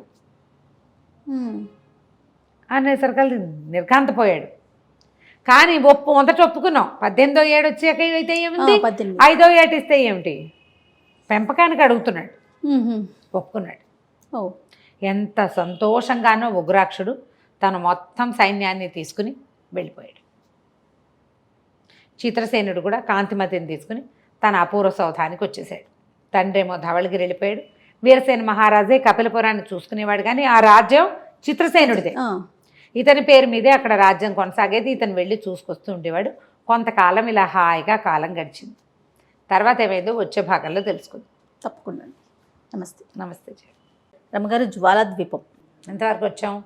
ఉగ్రాక్షుడు వెళ్ళిపోయాడు. ఎవరి ప్లేసెస్కి వాళ్ళు వెళ్ళిపోయారు. చిత్రసేనుడు చక్కగా భార్యతో హాయిగా కులాసగా ఉన్నాడు, బాగా రాజ్యం చేసేవాడు. అయితే వీళ్ళకి ఈ కరవీరుడు కానీ నాగవర్మ కానీ మళ్ళీ కనపడలా. కానీ ఎప్పుడైనా ఆకాశంలో ఎగురుతున్నవేవో కనపడుతున్నాయని, వాళ్ళ దగ్గర ఏదో మణి లాంటిది ఉందని, ఒక వెలుగు కనిపిస్తోందని అనేవాళ్ళు. అగ్నిపక్షులు అని చెప్పేవాళ్ళు. అగ్నిపక్షి అంటే పక్షి, దానికి నిప్పంటే భయం, కానీ దాని నోట్లోంచి వస్తుంది మంట. ఓకే. అది నడిచినప్పుడల్లా ఆ ముక్కులో నిప్పు వస్తుంది. దానివల్ల పైన వాడికి వెలుగు కనపడుతుంది. అక్కడక్కడ చూసేవాళ్ళు, కానీ ఎవరు ఎప్పుడు ఎక్కడ దిగల. వీళ్ళు 100 పక్షులను చంపేశారు. 100 ఏమో, అక్కడ 100, ఇక్కడ 200, 102 చంపేశారు. ఎవరి దారిని వాళ్ళు ఉన్నారు. అయితే అప్పుడప్పుడు దొంగతనాలు అవుతుండేవి ఈ చిత్రసేనుడి రాజ్యంలో. ఊళ్ళ మీద పడి దోచుకునేవాళ్ళు బందిపోటు దొంగలు. ఎట్లా ఈ బందిపోట్లను లైన్లో పెట్టాలి? అయితే ఏం చేశారంటే బాగా ఆలోచించి, అమరపాలుడు మాత్రం మన చిత్రసేనుడితో పాటే ఉండిపోయాడు. అతనికి సలహా చెప్పడానికి సైన్యాధిపతిగాను. ఓకే. అమరపాలుడు ఏమన్నాడంటే, మనం ఏదైనా ఒక ప్రకటన చేద్దాం బందిపోట్లను పట్టుకోవటానికి అన్నాడు. ఎవరు పట్టిస్తే వాళ్ళకి డబ్బు ఇస్తామని కాకుండా, బందిపోట్లు స్వచ్ఛందంగా లొంగిపోతే వాళ్ళకి భూములు ఇస్తామని ప్రకటన చేశాడు చిత్రసేనుడు. అమరపాలుడు ఐడియా ఏంటి, పట్టుకున్న వాడికి 10,000 అందామనుకున్నాడు. కానీ చిత్రసేనుడు వేరే రకంగా ఇచ్చాడు. బందిపోట్లు స్వచ్ఛందంగా లొంగిపోండి, మీకు పొలాలు ఇస్తాం, హాయిగా వ్యవసాయం చేసుకుని బతకచ్చు. ఇది లేటెస్ట్ ఐడియానే కదా, బాగుంది కదా. ఇది 60sలో వచ్చిన ఈ కథలో ఏమన్నాలంటే దాన్ని ఏదో అంటారు, జనజీవన స్రవంతిలో కలిసిపోండి, మీకు అన్ని ఆసరాలు ఇస్తామని మన వాళ్ళు చేసిన ప్రకటన అంత పురాతనమైనది. పూర్వకాలపు రాజుల పద్ధతుల్లో ఇవి ఉండేవి. అప్పుడు ఏమైంది, ఒకరోజు కొంతమంది బండిపోట్లు వచ్చారు. వాళ్ళంతటి వాళ్ళు అందరూ పెద్ద పెద్ద వాళ్ళు భారీగా. అమరపాలుడు వాళ్ళని గుర్తుపట్టాడు. వాళ్ళు నాగవర్మ సైన్యంలో వాళ్ళు. ఓకే. అయితే రాజు అడిగాడు, మీరెవరు, ఎక్కడి నుంచి వచ్చారంటే, మీరు అనుకున్నది నిజమే, మేము నాగవర్మ సైన్యంలో వాళ్ళమే. మీ నాన్నగారితో యుద్ధం చేసినప్పుడు చిత కొట్టేశారు వాళ్ళు, కొంతమంది పారిపోయాం అడవుల్లో పడి. తర్వాత మేము కపిలపురానికి వచ్చేసాం నాగవర్మతో కలిసి. అక్కడ మీరంతా మా వెనకాల పడ్డారు. అక్కడేమో నాగవర్మ కరవీరుడు మమ్మల్ని వదిలిపెట్టి వెళ్ళిపోయారు. ఇంకో దారి లేక మాలో కొంతమంది వచ్చి అడవుల్లో తలదాచుకున్నాం. ఓకే. కాబట్టి మేము వాళ్ళమే, మాకు ఇక వేరే దారి లేదు, ఏ సైన్యంలోనూ చేరలేము. మమ్మల్ని చేరదీసిన నాగవర్మ అయిపోవజాలేడు. అసలు అతను ఇక్కడ లేడు, జ్వాలాద్వీపం వెళ్ళిపోయాడో ఎక్కడికి వెళ్ళిపోయాడో, అడవిలో మాకు కనపడలా. అందుకని దారులు కాచుకుని బతుకుతున్నాం, దారులు కొట్టి బతుకుతున్నాము. మీరు ఏదైనా ఆసరా చూపిస్తే మేము సైన్యంలో పనిచేసిన వాళ్ళం, ఎవరికైనా విశ్వాసపాత్రంగా ఉండటమే వచ్చు మాకు. ఈ దొంగ బుద్ధులు మాకు బాగుండలా. కాబట్టి మరి అందుకోసమే వచ్చాం మేము అన్నారు. అనేసరికల్ అమరపాలుడికి డౌట్ వచ్చింది, మనం నమ్మలేము, అక్కడక్కడ మనకి నిప్పు ఉన్న పక్షులు, అగ్నిపక్షులు కనపడుతున్నాయి, వాడేమన్నా వీళ్ళని చేరదీశాడేమో, మన సైన్యంలో చేరి మనదంతా అపూర్వ రాజ్యం ఇక్కడ ఏం చేస్తారో వీళ్ళు అని డౌట్ వచ్చి వీళ్ళని జైల్లో పెట్టేద్దాం, పంపించద్దు, మిగిలిన వాళ్ళు వచ్చాక అందరినీ ఎక్కడ చంపేద్దామన్నాడు. చిత్రసేనుడు ఒప్పుకోవాలి. ప్రజలు మనని నమ్మరు కదా, నేను ఏమని చాటిప్పించాను, ఎవరైతే స్వచ్ఛందంగా లొంగిపోతారో వాళ్ళకి భూములు ఇస్తామన్నాం. స్వచ్ఛందంగా లొంగిపోయిన వాడిని జైల్లో పెడితే ప్రజలు నన్ను ఏమనుకుంటారు అని, ఇలా కాదు ఇంకో మార్గం చూడను. కానీ అమరపాలుడు ఏం చేశాడంటే ఇంకొక ఐడియా వేశాడు. మీరు గనక మిగిలిన వాళ్ళు ఏమయ్యారో చెప్పట్లేదు, మీరు కొంతమందే వచ్చారు, మిమ్మల్ని నమ్మాలని లేదు, నాగవర్మతోటి మీరు ఇంకా కలిసే ఉన్నారని మేము నమ్ముతున్నాం, నిజం చెప్పకపోతే మిమ్మల్ని కఠినంగా శిక్షిస్తామని పెద్ద ప్రకటన చేసేసరికల్లా వాళ్ళలో ఒక బలశాలిగా పెద్దగా ఉన్నవాడు ఏమనంటే, మా చేతిలో చూడండి విషం తెచ్చుకున్నాం మేము, మీరు ఒప్పుకుని మాకు భూమి ఇచ్చారా, మా దారిని మేము బతుకుతాం, మీరు ఒప్పుకోక మా మీద బలప్రయోగం చేస్తే విషం తిని చావడానికి అందరి దగ్గర మేము కాలకూట విషం తెచ్చుకున్నాము, చావడానికి సిద్ధపడే వచ్చాం, ఎందుకంటే ఈ దొంగ బతుకు మాకు కూడా ఇష్టం లేదు అనగానే చిత్రసేనుడు మెత్తబడిపోయాడు. పాప నిజంగానే వీళ్ళు చాలా కాలము సైన్యాల్లో పనిచేసిన వాళ్ళకి ఎట్లా ఉంటుంది, ఒక నిజాయితీ నిబద్ధత ఉంటాయి. అవును. పాపం వాళ్ళు ఈ దొంగ బతుకులు బతకలేకపోతున్నారు. సరే క్షమించేశాను అన్నాడు. పొలాలు ఇచ్చేస్తాను, ఫలానా చోటవి మీరు చేసుకోండి సేద్యం, మరి మిగిలిన వాళ్ళు అంటే మమ్మల్ని చూసి వాళ్ళు కూడా వస్తారులేండి, కొంతమంది వచ్చాం మేము, మాలో మిగిలిన వాళ్ళు భయపడ్డారు. ఈ అనుమానమే ఉంది, రాజు కనుక బంధిస్తాడేమోనన్న అనుమానం ఉంది. మేము మా పొలాలు చేసుకోవటము, మేము హాయిగా బతకడం చూస్తే వాళ్ళు కూడా వస్తారులేండి అన్నాడు. దాని ప్రకారమే చక్కగా వీళ్ళకి పొలాలు ఇచ్చేసాడు. ఈ బందిపోటు దొంగలుగా ఉన్న వాళ్ళందరూ వ్యవసాయం చేసుకోవటం మొదలుపెట్టారు. వాళ్ళని చూసి మిగిలిన దొంగలు కూడా వచ్చేసారు. మొత్తానికి మొత్తం మారిపోయారు, సుభిక్షంగా చక్కగా ఉంది. ఇక్కడే కాదు, మార్పు ఇంకో చోట కూడా వచ్చింది. ఉగ్రాక్షుడు కూడా తన సైనికులకి మాంసాహారం మాన్పించేశాడు. అతని ఉద్దేశం ఏమిటి, చిత్రసేనుడికి పుట్టిన తొలి సంతానాన్ని తన రాజ్యానికి రాజుని చెయ్యాలి. వాడి కోరిక ఏంటంటే నా తర్వాత నా రాజ్యానికి వారసుడు కావాలి. ఈ కథలో మొదట చెప్పుకున్నాం, యోగి ఒక ఆయన ఈ అపూర్వ రాజ్యాన్ని సంపాదించాడు, దాన్ని ఆ బుట్టలో పెట్టాడు. ఆ బుట్ట ఎవరో కన్న కొడుకైనటువంటి చిత్రసేనుడికి అప్పచెప్పాడు. చిత్రసేనుడిని అతను చూసింది ఎంతసేపు, 1 నిమిషం అంతే కదా. ఉగ్రాక్షుడు ఇది అడవంతా నేను సంపాదించి దీన్ని నేను పెద్ద చేసి దీన్ని కాచి కాపాడి నేను చచ్చే ముందు నేను 1 నిమిషం చూసిన వాడికి ఇవ్వకూడదు, నేను పెంచుకున్న వాడికి ఇవ్వాలి అని భావించి ఈ చిత్రసేనుడి దగ్గర ఆ మాట తీసుకున్నాడు. రాక్షసుడైనా కూడా మంచి తెలివిగా ఆలోచించాడు. 18 ఏళ్ళు నిండాక పిల్లాడిని తీసుకుందామంటే వాడు రాజు అయిపోతాడు. ఇక్కడ చూసిన తర్వాత ఏమనిపించింది, కాంతిమతిని చూశాడు. ఆ అమ్మాయి మేనాలోంచి దిగి యుద్ధానికి దిగింది. రాజకుమార్తె తండ్రి దగ్గర ఉంది, యుద్ధం చేయడం నేర్చుకుంది కాబట్టి చేసింది. అక్కడి నుంచి తెచ్చి నేను రాక్షసుల మధ్యలో పెడితే వాడికి ఏమొస్తుంది, అందుకని 5 ఏళ్ళ పిల్లని కనుక పట్టుకెళ్తే వాడిని బాగా పనిచేయించవచ్చు, వాడికి చక్కగా ఈ రాక్షసులు వాళ్ళ పద్ధతులు అలవాటు అవుతాయి అని భావించి 5 ఏళ్ళప్పుడే కావాలని అడిగాడు. ఈ లోపల ఏం చేశాడు, తన సైనికులందరికీ నరమాంస భక్షణం మాన్పించేశాడు పూర్తిగా. మానవుల్ని తినకూడదు, వాళ్ళలాగానే మనం కూడా వ్యవసాయం చేసుకోవాలని చెప్పి ఈ రాక్షసులతోటి కొండ ఈ అడవంత ఓ పక్కన భాగం అతంది కదా, ఓ భాగంలో అపూర్వ సౌధం ఉంది, రెండో పక్కన తనున్నాడు. తనున్న భాగాలన్నీ చక్కగా సేద్యం చేయించడం మొదలుపెట్టాడు. వీళ్ళ శక్తికి ఎడ్లు దున్నపోతులు ఏం సరిపోతాయి, వాళ్ళు ఏనుగులు ఖడ్గమృగాలతోటి సేద్యం చేయటం మొదలెట్టారు. అడవిలో ఏనుగులు ఉంటాయి కదా, వాటితోటి వాటికి వెనకాల తాడు కట్టడం, నాగలు కట్టడం, దున్నించడం, ఊళ్ళ మీద పడ్డం మానేశారు. అంతకుముందు కోళ్ళు కొక్కిరాయలు ఎత్తుపోయేవాళ్ళు, ఎడ్లు దున్నపోతులు పట్టుకుపోయేవాళ్ళు వ్యవసాయం కోసం. వీళ్ళ శక్తికి సరిపడా పని చేసుకోవటం మొదలుపెట్టారు. ఊళ్ళో జనం అంతా కూడా, అడవిలో ఉన్న జనాలు సంతోషించారు. రాక్షసులు రావడం మానేశారు. వాళ్ళకి ఎంతసేపు పంట వేసామా, దున్నేమా, పిక్కున్నామా, మనకులాగానే మనుషులు లాంటి తాపత్రయం మొదలైంది. రేపెప్పుడో మన రాజుగారు వస్తాడు, మనకు ఒక కొత్త యువరాజు వస్తాడని ఆశ. దాంతో సేద్యం చేసుకోవటం మొదలుపెట్టారు. వాళ్ళు సేద్యం చేసుకుంటున్నారు, వీళ్ళు వ్యవసాయాలు చేసుకుంటున్నారు. అడవంతా పచ్చగా కళకళలాడుతూ బ్రహ్మాండంగా ఉంది. ఇంతలో ఈ కాంతిమతి దేవి గర్భవతి అయింది. ఆ కబురు తెలిసేసరికి చిందులు తొక్కేశాడు ఉగ్రాక్షుడు. ఇంకేముంది, నాకు కావాల్సిన రాజు రాణే వచ్చేస్తున్నారని. వీళ్ళ గుండెల్లో రాయబడింది, ఏం చేయటం రా దేవుడా అని. మెల్లిగా నెలల నిండే ఆవిడకు ఒక కుమారుడు కలిగాడు. అందరూ వచ్చారు, వాళ్ళు వీళ్ళు చూడడానికి. ఉగ్రాక్షుడు కూడా పోయాడు. ఆ పొత్తిళ్లలో ఉన్న పిల్లాడిని చూసి, వీడు నా కొడుకు, అంతే కదా, అదేగా పాయింట్. అక్కడి నుంచి ఆనందంతో మొత్తం సైన్యం అంతా తరలిచ్చింది. అందరూ తాము కాబోయే యువరాజును చూశారు. రాజు రాణి బికమహాలు వేసుకుని కూర్చున్నారు. ఏం చేస్తారు, మాట ఇచ్చారు, ఇక తప్పదు. సరే, అట్లా 5 సంవత్సరాలు గడిచాయి. నేటికి 5వ సంవత్సరాన మళ్ళీ వస్తాను అని చెప్పాడు. పిల్లాడిని చూసిన రోజు, పుట్టినరోజే వచ్చాడు. ఇక్కడి నుంచి 5 సంవత్సరాలే వీటిని పిల్లాడు, తర్వాత నా పిల్లాడే. 5 ఏళ్లకి భూమి దద్దరిల్లేలాగా అడుగులు వేసుకుంటూ రాతి కథ భుజాన్ని వేసుకుని ఉగ్రాక్షుడు వచ్చేసాడు. మాట ఇచ్చినట్లుగా టకీమని వచ్చేసాడు. కావాలి మరి పట్టుకెళ్ళిపోవాలి, అంతే నా సొమ్ము అనేసరికల్లా రాజు ఏం చేయాలో అర్థం కాల. పిల్లాడిని ఇవ్వడానికి గుబగబలు ఆడిపోతాం. సరే వచ్చాబా ఉగ్రాక్ష, ఉండు, పిల్లాడిని దాసీలు రెడీ చేస్తున్నారు అన్నాడు. ఇంత పిల్లాడిని తీసుకొచ్చారు, తెల్లగా పచ్చగా ఇంత ఎత్తునున్నాడు, కళకళ్ళాడుతూ 5 ఏళ్ళ పిల్లాడు. ఆనందంతో ఉగ్రాక్షుడు ఇంకేముంది నా పిల్లాడు దొరికాడని పిల్లాడిని ఎత్తి భుజాన్ని వేసుకున్నాడు. దాసీలు అందరు బాయ్ బాయ్ చెప్పారు. వెళ్తుంటే ఏమైంది, ఓ ఇంత కర్ర పుల్ల కనపడింది. ఈయన ఏమనుకున్నాడు, ఉగ్రాక్షుడు పిల్లాడికి కర్ర ఇస్తే ఆడుకుంటాడని, బాబు ఈ కర్ర కావాలరా అన్నాడు. వాడు అయ్యా అయ్యా ఆ కర్ర కావాలి నాకు అన్నాడు. ఏమిటి వీడు ఇలా మాట్లాడుతున్నాడని వీటికి డౌట్ వచ్చింది.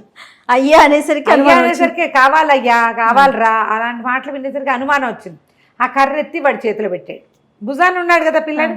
ఏం చేసుకుంటావు నాన్న కర్రతోటి అన్నాడు. ఏముంది మేకల గొర్రెలు అంటే కుక్క మేకల గొర్రెలు కదా, కుక్క ఏదైనా వస్తే దాన్ని కొట్టేస్తాను, ఈ కర్రనైనా నేనేం చేసుకుంటా మా నాన్నకి ఇస్తే వంటింట్లోకి కుక్కలు రాకుండా కొడతాడన్నాడు. నిర్కాంతపోయాడు. ఎవడెవరా నువ్వు అన్నాడు. నేను రాజభవన్లో వంటవాడి కొడుకునిగా అన్నాడు. నంగానే ఉగ్రాక్షుడు కొళ్ళు మండిపోయింది. 5 ఏళ్ల నా రాజకుమారిని నాకు ఇస్తానని వంటవాడి కొడుకునిస్తే వాడేం చేస్తాడు నా రాజ్యం, పరిగెత్తుకుంటూ మళ్ళీ వెనక్కి వెళ్ళాడు. ఉగ్రాక్షుడు వచ్చేస్తున్నాడు అన్నారు. అంతే ఇక మేఘాల మీద లోపలికి వచ్చేసాడు. అరిచర్చి కేకలు పెట్టాడు. నన్ను మోసం చేస్తారా, వంటవాడి కొడుకుని నాకు అప్పచెప్తారా, మిమ్మల్ని అజ్జేస్తాను ఇచ్చేస్తాను అని చెప్పి ఆ భుజాల మీద ఉన్న పిల్లాన్ని ఎత్తి దించి కింద పెట్టాడు. రాజుగారు వచ్చాడు. మళ్ళీ చిత్రసేనుడు అన్నాడు, అలా కాదు యువరాణులు మన దాసీలు పొరపాటు పడ్డారు, యువరాజు అందరితో కలిసి ఆడుకుంటాడు, ఆ పిల్లల్లో ఈ పిల్లాన్ని చూసి యువరాజు అనుకున్నారు. ఉండి ఇంకోడిని రెడీ చేస్తామని ఇంకో పిల్లాన్ని తీసుకొచ్చారు. వీడు ఎత్తుగా బాగున్నాడు. ఉగ్రాక్షుడు మళ్ళీ కావాలంటే పరీక్ష చేసుకోమన్నారు. పరీక్ష చేసుకుంటే మాత్రం ఏముంది, ఇక్కడేం పరీక్ష చేస్తాను, దాసీలని అడిగాడు. కాదు మేము సరిగ్గానే ఇచ్చాం, ఈయనే యువరాజు అన్నారు. నీ పేరేమిట్రా అని అడిగాడు. అడిగేసరికల్ యువరాజు అన్నాడు వాడు. అనేసరికల్ దాసీలంతా నవ్వారు. నువ్వు ఎవరబ్బాయివి అని అడగాలి కానీ నీ పేరేమిట్రా అని అడుగుతావా ఉగ్రాక్ష అని నవ్వారు. నవ్వితే వీడు అన్నాడు, ఇది కనుక తేడా వచ్చిందో మిమ్మల్ని అందరినీ లాక్కుపోయి నా రాక్షస బంట్లకు పెళ్లిళ్ళు చేసేస్తాను వాళ్ళతోటి మీకు దాసీ అన్నాడు. దాసీలంతా నవ్వారు. కొంతమంది భయపడ్డారు, అమ్మో వీడు అంత పని చేస్తాడు. రాజు రాణి బిక్కమొహాలు వేసుకుని లోపల కూర్చుని ఉన్నారు. రాలా బయటికి. రెండోసారి పిల్లాడిని అప్పచెప్పినప్పుడు వాళ్ళు రాలేదు కాబట్టి వీడే నిజమైన పిల్లాడు అనుకున్నాడు. అక్కడ దాకా వెళ్ళాక ఇందాక అక్కడ కర్రపల్ల పారేశాడు కదా, బాబు ఈ కర్ర కావాలరా నీకు అని కర్ర అందించాడు. అందించంగానే కావాలని తీసుకున్నాడు. మా నాన్న అని పేరు ఎత్తల. మళ్ళీ అడిగాడు, నువ్వేం చేస్తావు కర్రతోటి అంటే, ఏముంది మందలో గొర్రెపిల్లలు ఏమైనా అటు ఇటు వెళ్తే వీటితో కొడతానన్నాడు. అనేసరికల్లా ఉగ్రాక్షుడు తెల్లబోయాడు. నీ పేరేమిట్రా అంటే యువరాజు అన్నావు. అవును నా పేరు యువరాజే. మీ నాన్న ఏం చేస్తాడంటే గొర్రెల మందలు తోలుతాడు.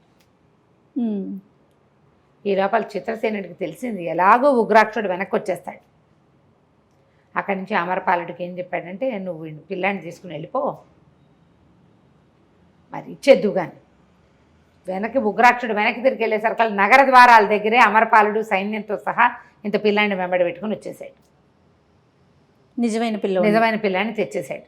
వీడన్నాడు ఉగ్రాక్షుడు, దాసీలు పొరపాటు పడతారా, మళ్ళీ దాసీలే చేశారా, హేళనగా మాట్లాడాడు అనమాట.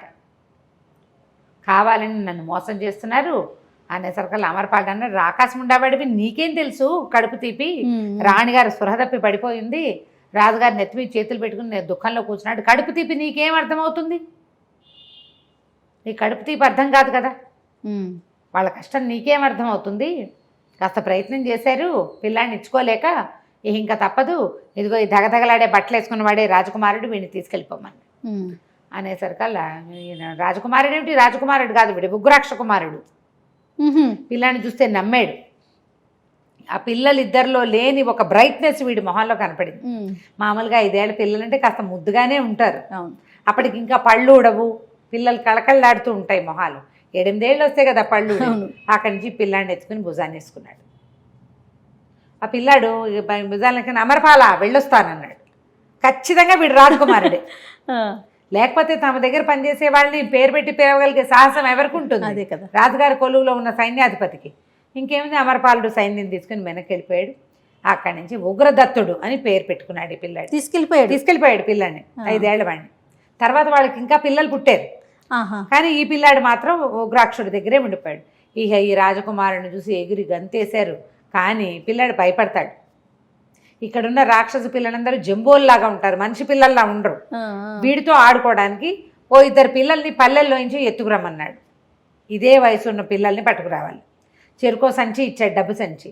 ఏ ఇంట్లో నుంచి పిల్లల్ని ఎత్తుకొస్తారో ఆ ఇంట్లో ఓ సంచి వదిలిపెట్టండి, మిగిలిన వాళ్ళ జోలికి వెళ్ళకండి, మనం పట్టుకెళ్ళామన్న వాసన కూడా రానివ్వద్దు. అక్కడి నుంచి పిల్లాడిని లోపల తీసుకుపోయాడు. బోల్డ్ అని డబ్బులు బంగారము సామాన్లు ఆట వస్తువులు ఉన్న ఓ గదిలో వాడిని దింపారు.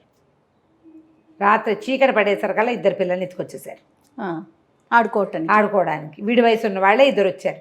వాళ్ళని చూసేసరికల్లా బిక్కమొహం వేసుకుని చూస్తున్నాడు. ఇంత లోపల ఆ పిల్లలిద్దరు ఏడవడం మొదలెట్టారు, అమ్మో నాన్ను అని. అప్పటిదాకా బాగానే ఉన్న ఈ ఉగ్రదత్తుడు వాళ్ళు పిల్లలు పక్క వాళ్ళు ఏడుస్తున్నారు, వీళ్ళు మొదలెడతారు. మొయ్యోమని వీడు ఏడవడం మొదలెట్టాడు. ఈయనేం కంగారు పడ్డాడు, పిల్లాడు ఏడ్చేస్తున్నాడని. ఇలా కాదు, లోపల తీసుకుపోండి, అక్కడ సింహం కోణంలో ఎలుగుబంటి పిల్లలు ఉంటాయి లోపల భాగాల్లో. వీళ్ళంతా వాటితో సేద్యం చేస్తున్నారు కదా, అక్కడ తీసుకెళ్ళండి. వాటిని చూసి పిల్లలు ఏడుపు మానేస్తారు. ఎవరికి తెలియకుండా తెచ్చారంటే ఎవరికి రెండో కంటి వాడికి తెలియకుండా ఏటి ఒడ్డున ఒక చెరువు ఒడ్డున ఫ్యామిలీస్లోంచి 2 పిల్లల్ని తీసుకొచ్చారు. వీళ్ళకి పేర్లు పెట్టారు, రుద్రుడు ఆరుద్రుడు. తీసుకొచ్చిన పిల్లలకి పేర్లు పెట్టి ఈ 3 పిల్లల్ని కలిపి తీసుకెళ్ళి సింహాల పిల్లలు ఎలుగుబంటి పిల్లలు ఉన్న చోట పడేసి అక్కడ ఆడుకొనిచ్చి క్రమంగా వాళ్ళకి ఇవన్నీ అలవాటు చేశారు. పూర్తిగా వ్యవసాయ ఆధారితంగా తయారయ్యారు. హింస లేదు. పోనీలే, రాజ్యాల్లో ఎలా ఉంటుందో ఇక్కడ కూడా అంతే. అప్పటిదాకా సుకుమారంగా పెరిగాడు, కానీ ఇలా మట్టి రాక్షసులు ఈ సింహాలు పులుల మధ్య పెరగడానికి అలవాటు పడ్డాడు. పిల్లలు 3 చక్కగా పెరిగారు. వీళ్ళు పెరిగిన తర్వాత ఏం చేశారో మళ్ళీ తెలుసుకుందాం మనం. సూపర్ రమ్మగారు. నమస్తే. రమ్మగారు, మనము జ్వాలాద్వీపం సిరీస్ చేస్తూ ఉన్నాం. జ్వాలాద్వీపంలో ఉగ్రదత్తుడు పిల్లాన్ని పెంచుకుంటున్నాడు. ఉగ్రాక్షుడు పెంచుతున్నాడు ఉగ్రదత్తుడిని. వాడికి సాయం ఇంకో 2 చిన్నపిల్లల్ని తెచ్చాడు. రుద్రుడు ఆరుద్రుడు అని పేర్లు పెట్టాడు. పిల్లలు పెరుగుతున్నారు. వీళ్ళు క్రమంగా వ్యవసాయం చక్కగా చేసుకోవటం మొదలుపెట్టారు. ఈ దున్నపోతులు ఎడ్లు వాటన్నిటికీ బదులుగా ఖడ్గమృగాలు ఏనుగులతోటి వ్యవసాయం చేసుకుంటూ వీళ్ళ పర్సనాలిటీలకు సరిపడా. దాంతో చుట్టుపక్కల ఊళ్ళ మీద పడ్డం మానేశారు. ఓకే, చుట్టుపక్కల ఊళ్ళ అంతా సంతోషించారు. వీళ్ళంతా మాంసాహారం తినడం మానేసి గొడ్లను ఎత్తుకుపోకుండా ఉంటే బాగుంటుంది. 15 సంవత్సరాలు గడిచిపోయినాయి. ప్రశాంతంగా గడుస్తుంది. ఈ ప్రశాంతతలో 15 ఏళ్ళు అయ్యాక పిల్లాడు పెద్దవాడు అయ్యాడు కదా, అక్కడ ఇక్కడ వాళ్ళ దగ్గర వీళ్ళ దగ్గర కూర్చుంటుంటే కబుర్లలో రాత్రిపూట వెలుగొస్తోంది ఏమిటని అడిగి, మన మీదకి ఇదివరకు పులిరాయిళ్ళు భయంకర పక్షులు పెట్టుకుని వచ్చారని, ఇలా ఎత్తుకుపోయేవాళ్ళని అన్నీ తెలుసుకున్నారు. ఇవన్నీ తెలుసుకున్నాడు. అయితే వాళ్ళ నాన్నని అడిగాడు. కరవీరుడును వాడు పారిపోయారు. నాగవర్మ వాళ్ళు దుర్మార్గులు, పారిపోయిన వాళ్ళు అసలు పారిపోయారా, ఇక్కడే ఉన్నారా, లేకపోతే అక్కడికి వెళ్ళిపోయారా తెలుసుకోవాలి. మరి ఎవడో రాత్రిపూట తిరుగుతున్నారు, కానీ వాళ్ళు దిగిన దాఖలాలు కానీ ఎవరైనా ఎత్తుకుపోయిన దాఖలాలు కానీ లేవు. రావటం అయితే వస్తున్నారు. అయితే ఎలా వస్తున్నారో ఎవరినైనా ఒకరిని పట్టుకుంటే కాదు. అవును, ఎట్లా పట్టుకుంటాం? అయితే వీళ్ళు పిల్లలు ఆలోచించుకున్నారనమాట. అట్లా కాదు, మన ఊరంతా చాటిప్పేద్దాం. అడవి చుట్టూతా బోల్డని పల్లెలు ఉన్నాయి. అపూర్వ రాజ్యం ఒకటి ఉంది, తర్వాత కపిలపురం ఉంది. ఇవే కదా వీళ్ళకి దగ్గరలో ఉన్నవి. కాబట్టి ఈ మొత్తం నగరాల్లో ఎక్కడైనా సరే ఈ పులిరాయిళ్ళు రాత్రిపూట వచ్చిన వాళ్ళని కనుక పట్టుకుంటే వాళ్ళకి బహుమానాలు ఇవ్వచ్చు. ఉగ్రాక్షుడు కూడా ఒప్పుకున్నాడు. బాగా కోట నేలమాళిగలో వజ్రాలు వైఢూర్యాలు మూలుగుతున్నాయి, బోల్డ్ ధనం ఉంది, ధనం చాలా ఉంది, నీ ఇష్టం అన్నాడు. చాటింపేశారు. ప్రతి వాళ్ళు అక్కడ చూసాం ఇక్కడ చూసాం అంటారు, కానీ ఎవరు దిగాడు పట్టుకున్నాము అంటల్లా. వాళ్ళు దిగట్లా. వీళ్ళు కూడా రాత్రిళ్ళు కాపలా ఉండి చూస్తున్నారు. ఎక్కడో కనపడుతుంది వెలుగు, అది కరకర తిరుగుతున్నట్టు ఉంటుంది, కిందకి దిగినట్టు ఉండదు. సరే ఇలా గడుస్తుంటే ఉగ్రదత్తుడికి నచ్చలేదు. మనం 1000 వరహాలు ఇస్తామని చాటింపేసినా ఎవరు పట్టుకోలేకపోతున్నారు, వాళ్ళు దిగట్లేదు, మనమే స్వయంగా బయలుదేరదామని భావించారు. భావించి ముందు అసలు వెళ్ళాలి ఇక్కడి నుంచి, ఏ ప్రాంతాల్లో తిరుగుతున్నారో మనమే వాటిని అక్కడ తిరగాలని తండ్రిని ఒప్పించుకున్నాడు. సరేనన్నాడు. ఆయన కూడా ఒప్పుకున్నాడు. ఉగ్రాక్షుడు ఒప్పుకున్నాక వీళ్ళు 3 కలిసి ఉగ్రదత్తుడు, రుద్రుడు, ఆరుద్రుడు 3 గుర్రాలు వేసుకుని బయలుదేరారు. బయలుదేరితే ఇక వెళ్ళగా ఒక కీకారణ్యం లాంటి చోటుకి వెళ్ళారు. ఏమనుకున్నారంటే దేవదారు చెట్లు ఉన్నాయి చాలా. మరి ఇవాళ ఈ పెద్ద చెట్టు ఏదైనా చూసుకుని సాలవృక్షం దాని కింద పడుకుందాం అనుకున్నారు. ఆ చెట్టు దగ్గర ఏ చెట్టు అయితే వీళ్ళు దూరంగా అది బాగుంది, బాగా ఒత్తుగా కింద గడ్డి ఉంది, అక్కడ పడుకోవచ్చు అని అనుకుని వెళ్తూ ఉంటే దాని పై భాగం ఇట్లా మండుతున్నట్టు మంటలాగా కనపడింది. వెలుగు, దేవదారు చెట్టు పై భాగంలో వెలుగు. వీళ్ళు దూరం నుంచి చూశారు దాన్ని. పరిగెత్తుకుంటూ వెళ్ళారు. దగ్గరికి వెళ్ళేసరికల్లా ఆ చెట్టు మీద నుంచి లేచేస్తున్నారు ఎవరో. వెళ్ళిపోతుంది పక్షి. దాని మీద ఉన్న వాడిది మొహం వీళ్ళకి కనపడలేదు, కానీ వాడికి తోక ఉన్నట్టు తెలుస్తుంది. పులిరాయిళ్ళు భయంకర పక్షుల మీదకి వస్తారు, వీళ్ళకి తెలుసు. అక్కడి నుంచి రుద్రుడు అన్నాడు, మీరిద్దరు కిందే ఉండండి, నేను చెట్టు ఎక్కి చూస్తాను పైన ఏముందో అని చెప్పేసి గబగబా చెట్టు ఎక్కాడు. అది పెద్ద సాలవృక్షం, చాలా పెద్దది, పైన్ ట్రీస్ అంటారు కదా. అవును. చివరి దాకా ఎక్కాక ఏం చెప్పాడంటే, దీని మీద నుంచి వాళ్ళు వెళ్ళిపోయారు, దూరంగా తిరుగుతున్నారు, వాళ్ళు పడమర వైపు వెళ్ళారు, కానీ అక్కడ ఏదో కోట ఉన్నట్టు కనపడుతోంది, చాలా పెద్దది. కాపలాలు అవి పెద్దగా లేవు, మనుషులు ఎవరు పైన. అంటే ఇప్పుడు రాత్రిళ్ళు కోట కాపలా అంటే దీపాలు పుచ్చుకు తిరగాలి. అవును. కోట ఉంది, అక్కడ ఉన్న దీపాల వల్ల తెలుస్తోంది. ఈ పక్షులు దాని మీద తిరుగుతున్నాయి, కానీ వెళ్ళిపోయినాయి అవి పడమటి వైపుకి. చూద్దాం, ఇప్పటికైతే కనిపించట్లా. దిగేసాడు చెట్టు. సరే ఈ రాత్రికి ఇక్కడ పడుకుందాం అనుకున్నారు. ఈ కోట ఎవరిదో తెలియలే వాళ్ళకి, ఎవరిదో సామంతరాజు కోట. అది ఎవరు ఏమిటి వీళ్ళకి తెలియదు. తెలిసిన పేర్లు ఏమిటి? ధవళగిరి తెలుసు, కపిలపురం తెలుసు, మధ్యలో ఉన్న అపూర్వ రాజ్యం తెలుసు, తమ సంగతి తెలుసు, అంతే. ఎవరిదో సామంతుల కోట, ఇది మరీ పెద్ద కోట కాదు. సరే రాత్రి పడుకుందాం అనుకుని ముగ్గురు దిగేశాడు రుద్రుడు. తెచ్చుకున్న ఆహారం ఏదో తిన్నారు, గుర్రాలని పక్కన కట్టేశారు, వదిలేసేలా పక్కన చెట్టు కట్టేసి ఆ గడ్డి మీద తలా ఒక పరదా పరుచుకొని పడుకున్నారు.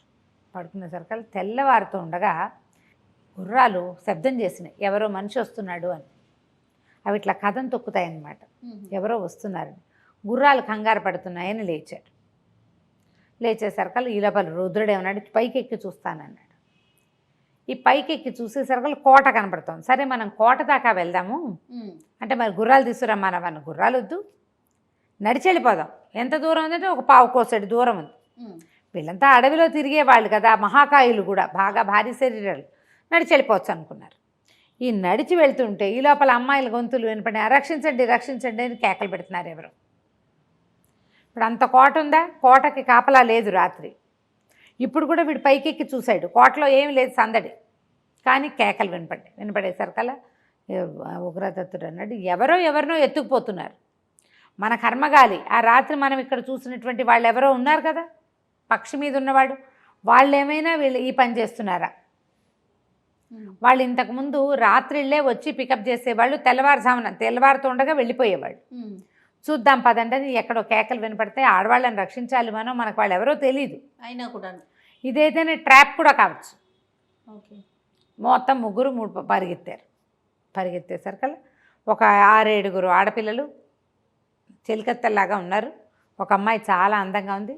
ఓ 4 పులిరాయిళ్ళు ఆ అమ్మాయిని పట్టుకోవడానికి విశ్వప్రయత్నం చేస్తున్నారు. ఆ అమ్మాయి ఒక పొద చుట్టూతో గిరికీలు కొడుతోంది దొరకకుండా. ఈ మిగిలిన వాళ్ళంతా కేకలు పెడుతున్నారు ఆవిడతో ఉన్న చెలికత్తలు. వీళ్ళు వెళ్ళేసరికల్లా ఏం చేశారు, ఒక చెట్టు మీద నుంచి ఒక పెద్ద వాళ్ళ లాంటిది పడింది వీళ్ళ మీద. ఉగ్రదత్తుడు దొరికిపోయాడు. రుద్రుణ్ణి పట్టేశారు. వీళ్ళకి ఏమిటి, ఆయుధాలు లేవు, గుర్రాలు లేవు, పరిగెత్తుకుంటూ వచ్చారు. ఇక్కడ ఎవరో ఆడమనిషిని ఏదో ఇబ్బంది పెడుతున్నారు, రక్షిస్తాం మేము వస్తున్నాం ఉండన్నారు. ఏదో ఒక కత్తి ఉందంతే. ఇంకా వాళ్ళ దగ్గర గిల్లంబులు పడుకుని లేచారు కదా, అవన్నీ అక్కడే ఉన్నాయి. సినిమాలలాగా అవన్నీ పుచ్చుకు తయారవ్వలేరు కదా. వీళ్ళు పట్టేసేసారు. అక్కడి నుంచి ఆ చిత్రసేనని కూడా పట్టుకున్నారు. ఆడవాళ్ళు కకావికలై పరిగెత్తారు. నుంచి ఎత్తి పక్షుల మీద పడేశారు వీళ్ళని. వీళ్ళు పిచ్చి వెధవలా ఉన్నారు, వీళ్ళెవరో పనిమాల వచ్చి దొరికిపోయారు, వీళ్ళు ఎంత తెలియగలవాళ్ళు చూడాలి అంటున్నారు. ఉగ్రదత్తుడికి అర్థమైపోయింది నేను దొరికిపోయానని. రుద్రుడు ఏమయ్యారో తెలియదు. వీడిని పక్షి మీద వేశారు. ఆ పక్షి మించి తను కింద పడితే ఏమవుతాడో తెలియదు. భయంగానే ఉంది. ఇంక చేసేదేం లేదు, పట్టుబడిపోయి ఇంకేం చేస్తారు. అక్కడి నుంచి వాడన్నాడు, ఈ మన సుదర్శన్ మహారాజు కూతురు చిత్రసేన ఎంత తెలివైందో చూడాలి, వీళ్ళంతా మూర్ఖుల్లా ఉన్నారంటే వీళ్ళే మూర్ఖులు. ఈ కుర్రాడికి ఎవరినైతే మనిషిని పట్టుకున్నారో తాము తెచ్చిన అమ్మాయి సుదర్శనుడనే ఒక సామంతరాజు కూతురని చిత్రసేన అనే విషయం తెలియజేసాడు. ఓహో. రాజకుమార్తె అమ్మాయి, ఆమెను పట్టేసుకున్నారు. నా స్నేహితులు ఏమయ్యారో తెలియదు. అక్కడి నుంచి పక్షులు లేచే గాల్లోకి. చిత్రసేన ఏడుపు గొంతు వినపడుతోంది. గాల్లోకి పైకి లేస్తుంటే కొంత దూరం వెళ్ళేసరికల్లా మళ్ళీ ఏవో పక్షులు రావటం మొదలుపెట్టినాయి. వీడు మెలకుగానే ఉన్నాడు, చూస్తున్నాడు, కళ్ళు విప్పి కట్టేశారు. అదొక మన జాలి లాంటి దాంట్లో ఉంది మొహం. చూస్తూ ఉంటే ఈ పక్షి మీద ఉన్నారు, ఈ పక్షి నుంచి పడిపోకుండా పట్టుకున్నారు. వీడిని నడుం దగ్గర ఉన్న దట్టితో పట్టుకున్నారు. ఆ వచ్చేసరికల్లా ఎలుగుబంతి, అక్కడి నుంచి ఎలుగుబంటి రాయిళ్ళు ఎవరో కొంతమంది భల్లూక రాయిళ్ళు కేకలు పెట్టారు ఈ పక్షుల మీద ఉన్నవాళ్ళు. వీళ్ళు వెళ్తున్న 2 పక్షులు కాకుండా ఇంకో 2-3 పక్షులు చేరినాయి. అన్నీ కలిసి తూర్పు వైపుకు వెళ్తున్నాయి. భల్లూక రాయిళ్ళు అన్నారు. ఆ భల్లూక రాయుళ్ళు ఎవరో వస్తున్నారు. వీళ్ళు పరిగెత్తేశారు. పరిగెడుతుంటే అప్పటిదాకా చల్లగా గాలి, అసలు ఈ పైనుంచి వెళ్తూ ఉంటే మనం కింద పడిపోకుండా ఉంటామో లేదో తెలియటల్లా వీడికి. సడన్గా ఒక వేడి వాతావరణం వచ్చేసింది. అప్పటిదాకా చలిగాలి, మొహానికి ఎడాపెడా తగులుతున్న గాలి ఏమీ లేదు. వేడి గాలిలోకి లోపలికి వెళ్తున్నట్టు తెలిసింది. ఇదేనేమో జ్వాలాద్వీపం. జ్వాలాద్వీపం అంటే మామూలుగా ఏమనుకుంటాం, ఉల్కాముఖాలు అంటే మన ఏమంటారు వాటిని, అగ్నిపర్వతాలు ఉండాలి. జ్వాలాద్వీపం అంటే అదే. జ్వాలాముఖి అంటే అగ్నిపర్వతం, జ్వాలాద్వీపం అంటే నిప్పులు వచ్చేది ఏదో ఉంది ఇక్కడ. అందుకే ఈ పక్షులకి ఇట్లా నోట్లోంచి నిప్పులు వస్తాయి. కానీ వాటికి నిప్పంటే భయం. వాటికి నిప్పంటే భయం కదా, ఇదివరకు కాల్చేశారు కదా వీళ్ళు. అక్కడి నుంచి వెళ్తోంది. ఇది దాటి, ఈ వేడిని దాటి కొంచెం చల్లబడే సమయానికి ఆ భల్లూక రాయుళ్ళు వచ్చి పడిపోయారు. భల్లూక రాయుళ్ళు అంటే వాళ్ళు కూడా ఇలాంటి పక్షుల మీదే ఉన్నారు, కానీ ఎలుగొడ్డు చర్మాలు ధరించి ఉన్నారు వాళ్ళు. అక్కడి నుంచి వీళ్ళిద్దరు ఇతని మీద ఉన్నారా, బండి మీద, ఈ పక్షి మీద ఇద్దరు మనుషులుండి వీడిని కూడా ఎక్కించారు. ఉగ్రదత్తుని కూడా పడేశారు. అక్కడి నుంచి ఇంకో పక్షి వచ్చి వీడి మీద యుద్ధానికి పడింది. వాళ్ళు చాడా మాడా యుద్ధం చేసుకున్నారు. ఈ యుద్ధంలో మనం పడిపోతే, ఎక్కడో ఆకాశంలో ఉంది, పడితే ఎక్కడ పడతామో తెలీదు, నా స్నేహితులు ఏమైపోయారో తెలీదు, ఆ రాజకుమార్తె ఏమైపోయిందో తెలీదు. ఉగ్రదత్తుడికి పరిపరి విధాల పోతాం, తెలివి తక్కువగా వచ్చామా, ఏం చేస్తాం ఇప్పుడు, అక్కడెక్కడికో వెళ్ళిపోతే మళ్ళీ ఎలా వస్తాం. ఈ గాల్లో ప్రయాణం చేసింది కూడా ఈజీగా 1 గంట 2 గంటలు ప్రయాణం చేసినట్టు తెలుస్తోంది. అంటే అది నేల మీద కనీసం 10-15 గంటలు జర్నీ చేస్తే కానీ అది మీట్ కారు. ఇంతలో ఏమైంది, ఓ భల్లూక రాయుళ్ళ తలుకు పక్షి వీళ్ళ మీదకి వచ్చేసరికల్లా వీడిని చాప చుట్టలాగా ఎత్తి ఓ కొండ మీద విసిరేశారు. చాలామంది పడిపోతున్నారు. ఈ బాణాల దెబ్బలు, శూలాల దెబ్బలు తగిలి వాళ్ళు బుల్రాయిళ్ళు పడిపోతున్నారు, భల్లూక రాయుళ్ళు పడిపోతున్నారు. సరిగ్గా వీళ్ళకి ఏంటంటే ఆ జ్వాలాద్వీపంలో ఉన్న ఒక ఎత్తైన కొండ వైపుకు వెళ్ళింది ఇతనున్న పక్షి. అక్కడేవో గడ్డి దుబ్బులునే, ఆ దుబ్బుల్లోకి విసిరేసేశారు. వీడు మోతబరువు ఎందుకు, కందుడి అనుచరుల సంగతి చూద్దాం. ఆ పడిపోతుండగా విన్నాడు కందుడు అనేవాడు ఒకడు ఉన్నాడని, వాడికి ఎలుగుబంట్లు వాడి సాధనాలని వాడు వీళ్ళకి ఎదుర్కొనేవాడని వీడికి అర్థమైంది. పడిపోయాడు. ఈ లోపల నానా గందరగోళంగానూ అయిపోయింది గొడవ. స్నేహితులు ఏమయ్యారో తెలియదు. పడున్నాడు, స్పృహ తప్పిపోయింది. మెల్లిగా కాసేపటికి స్పృహ వచ్చేసరికల్లా అతనికి మెలకు వచ్చి కొంచెం చూస్తే దూరంగా 2 తోడేళ్ళు హా అని నాలికలు బయటికి చాపి వగరుస్తూ చూస్తున్నాయి వీడికేసి. కట్టేసి ఉన్నాయి చేతులు కాళ్ళు, మొహం కూడా నెట్లో ఉంది. ఎట్లా వాటి నుంచి ఇదవుతారు? అక్కడి నుంచి వీడు కాళ్ళు చేతులు విదిలించుకున్నాడు. ఎలాగో అరుద్దామని ప్రయత్నం చేశాడు, బెదిరించేశాడు వాటిని, అరవగలిగాడు. ఈ లోపల ఏమైంది, ఇంకొక నల్లటి ఆకారం ఏదో వచ్చింది అతని దగ్గరికి. ఇలా గీరింది, దగ్గరకు వచ్చేది. కొంచెం చీకటిగా ఉంది, కనపట్ల. తెల్లవారుచామున వీళ్ళేమో మామూలు తెల్లారిన తర్వాతే ఈ రాజకుమార్తెను చూశారు. ఇక్కడికి వచ్చేసరికి ఇది చీకటిగా ఉంది. వాడు ప్రయాణం చేసింది 2-3 గంటలే అని భావిస్తున్నాడు. కానీ ఇక్కడ రాత్రి ఉంది. దాంతో తనకి టైం బౌండ్ ఇది అర్థం కావట్లేదు అనమాట. అక్కడికి ఇక్కడికి ఏం తేడా ఉందో తెలియదు. ఏదో సముద్ర తీరం అని అనిపిస్తోంది, ఏదో ఒక మన అగ్నిపర్వతం అని తెలుస్తోంది, ఇదేదో కొండ మీద ఉన్నామని అర్థం అవుతుంది, కానీ టైము గీము ఏం తెలియట్లేదు. ఇంతలో ఇదిగో ఇక్కడ ఉన్నాడు అంటూ మాటలు వినపడ్డాయి. 2 భల్లూక రాయుళ్ళు దగ్గరకు వచ్చి తన తలకాయ తిప్పి చూశారు, తాళ్ళు కత్తిరించేశారు. జీవించున్నావా, బాగానే ఉన్నావా అని అడిగారు. బాగానే ఉన్నాను, దాహం వేస్తుంది అన్నాడు. అనేసరికి వాళ్ళు ఏం చేస్తారు, సొరకాయ బుర్ర తీసి మంచినీళ్ళు తాగడానికి ఇచ్చారు. నీళ్ళు తాగేశాడు. నీళ్ళు తాగాక కొంచెం ఓపిక వచ్చింది. మరి మీరు శత్రువులా మిత్రులా అని అడిగాడు. నువ్వు మా సైన్యాధిపతి దగ్గరికి వచ్చి మాట్లాడాక నీకెవరో తెలుస్తుంది, పద మాతోటి నడవగలవా అన్నారు. నడవగలడు వీడు. సరే లేపి నుంచోబెట్టారు. కాస్త కాళ్ళు చేతులు విదిలించుకున్నాడు. వాళ్ళతో పాటు నడవటం మొదలుపెట్టాడు. ఇప్పుడు ఇతను భల్లూక రాయుళ్ళ యజమాని అయినటువంటి కందుడిని కలవడానికి వెళ్తున్నాడు. వాళ్ళు తమ ప్లేస్లో లేరు. చిత్రసేన ఏమైందో తెలీదు, ఆరుద్రులు ఇద్దరు ఏమైపోయారో ఇతనికి తెలీదు. తన మటుకు తను మాత్రం నడిచి వెళ్ళి కందుడిని కలవడానికి వెళ్తున్నాడు. తర్వాత భాగంలో ఏమైందో మళ్ళీ చెప్పుకుందాం. తప్పకుండా రమగారు. నమస్తే. రమగారు, జ్వాలాద్వీపం సిరీస్ లాస్ట్లోకి వచ్చేసినట్లు ఇంచుమించుగా. ఉగ్రదత్తుడు దొరికిపోయాడు. వాళ్ళు నువ్వు నడవగలవా అని అడిగారు భల్లూక రాయుడు. సరే నడిపించారు. వీడు ఎక్కడైతే పడున్నాడో కొండ మీద కొంత దూరం నడిపించి ఒక చోట రాయి పలకం తోశారు. అందులోపలికి మెట్లోని చీకటి గుయ్యారం, చీకటి, నిదానంగా దిగమన్నారు. పడితే అంతే అని చెప్పారు. అక్కడి నుంచి వెలుతురు లేదా, మీకు ఇక్కడ చమురు లేదా అని అడిగాడు. చమురు లేదంటే చమురా అదేమిటి మా దగ్గర ఇంకోటి ఉందన్నారు. జేబులోంచి ఒక రాయి తీశారు. అది మెరుస్తోంది. చీకట్లోకి వెళ్ళిన కొందికి దాని వెలుగు పెరిగిపోయింది. మెట్లు వంకర టింకరగా ఉన్న 20 మెట్లు. ఈ మెట్లన్నీ దిగి వెళ్ళారు. దిగి వెళ్ళిన తర్వాత ఇంకొక కోట గోడ లాంటిది అడ్డం ఉంది. ఒక బిలంలాగా ఉంది అది. అక్కడి నుంచి వీడు అవతల వాళ్ళకి ఏదో చిన్న కోడ్ వర్డ్ లాంటిది ఇచ్చాడు. వీడు భల్లూకం అన్నాడు. శరభం అన్నాడు అవతల వాడు. వాడు శరభం భల్లూకం అన్నాక తలుపులు తెరుచుకున్నాయి. అంటే అది వాళ్ళ కోడ్ వర్డ్. ఓకే. వాడు శరభం అంటే వీడు భల్లూకం చెప్పాలి. భల్లూకం చెప్పకపోతే ఇక తీరు. ఓపెన్ చేయరు. ఓపెన్ చేయబడింది. ఇక అక్కడి నుంచి నడిచారు నడిచారు నడిచారు నడుస్తూనే ఉన్నారు. ఎంత దూరమో నడిచాక వీళ్ళ దగ్గర ఈ రాయి ఉంది కదా, ఆ రాయిని నేల మీద ఇట్లా ఊపారు 5-6 సార్లు. ఊపేసరికి నేల ఇట్లా భళ్ళుమని పగిలింది. ఇట్లా ఓపెన్ అయింది. ఇట్లా లోపలికి వెళ్ళిపోయింది అనమాట అదంతా. సరే అక్కడి నుంచి నడవటం మొదలెట్టారు. 60 మెట్లు ఉన్నాయి. జాగ్రత్తగా నడువు, పడ్డావంటే అయిపోతావు. ఈ తెరుచుకున్న చోట ఒక సైనికుడు ఒక ఆయన నుంచున్నాడు. దొరికారా? ఎంతమంది దొరికారు? ఒకడేనా అని అడిగాడు. నువ్వైనా లోపలే ఉంటావు, నీకు ఎలా తెలిసింది అంటే ఏముంది తెలియటానికి, ఇక్కడి నుంచి తెలుసుకున్నావు. ఎంతమంది దొరికారంటే వీడు ఒకడే దొరికాడు. ఈ 60 మెట్లు దింపారు. కొన్ని చోట్ల 5 అడుగులే ఉంది, తలకాయ ఉంచుకుని నడవాల్సి వస్తుంది. కొన్ని చోట్ల 10 అడుగులు ఉంది, స్ట్రైట్గా నడుస్తున్నారు. మొత్తానికి రకరకాలుగా ఎంతో దూరం నడవగా నడవగా నడవగా ప్రతి చోట పైన 5-6 మణులు ఉండి ఇట్లా వెలుగొస్తుంది. కొన్ని చోట్ల చీకటిగా ఉంది. దాక్కున్నారు వాళ్ళు. భూగర్భంలో ఉన్నారు, లోపల భాగంలో, కొండ లోపల భాగంలో.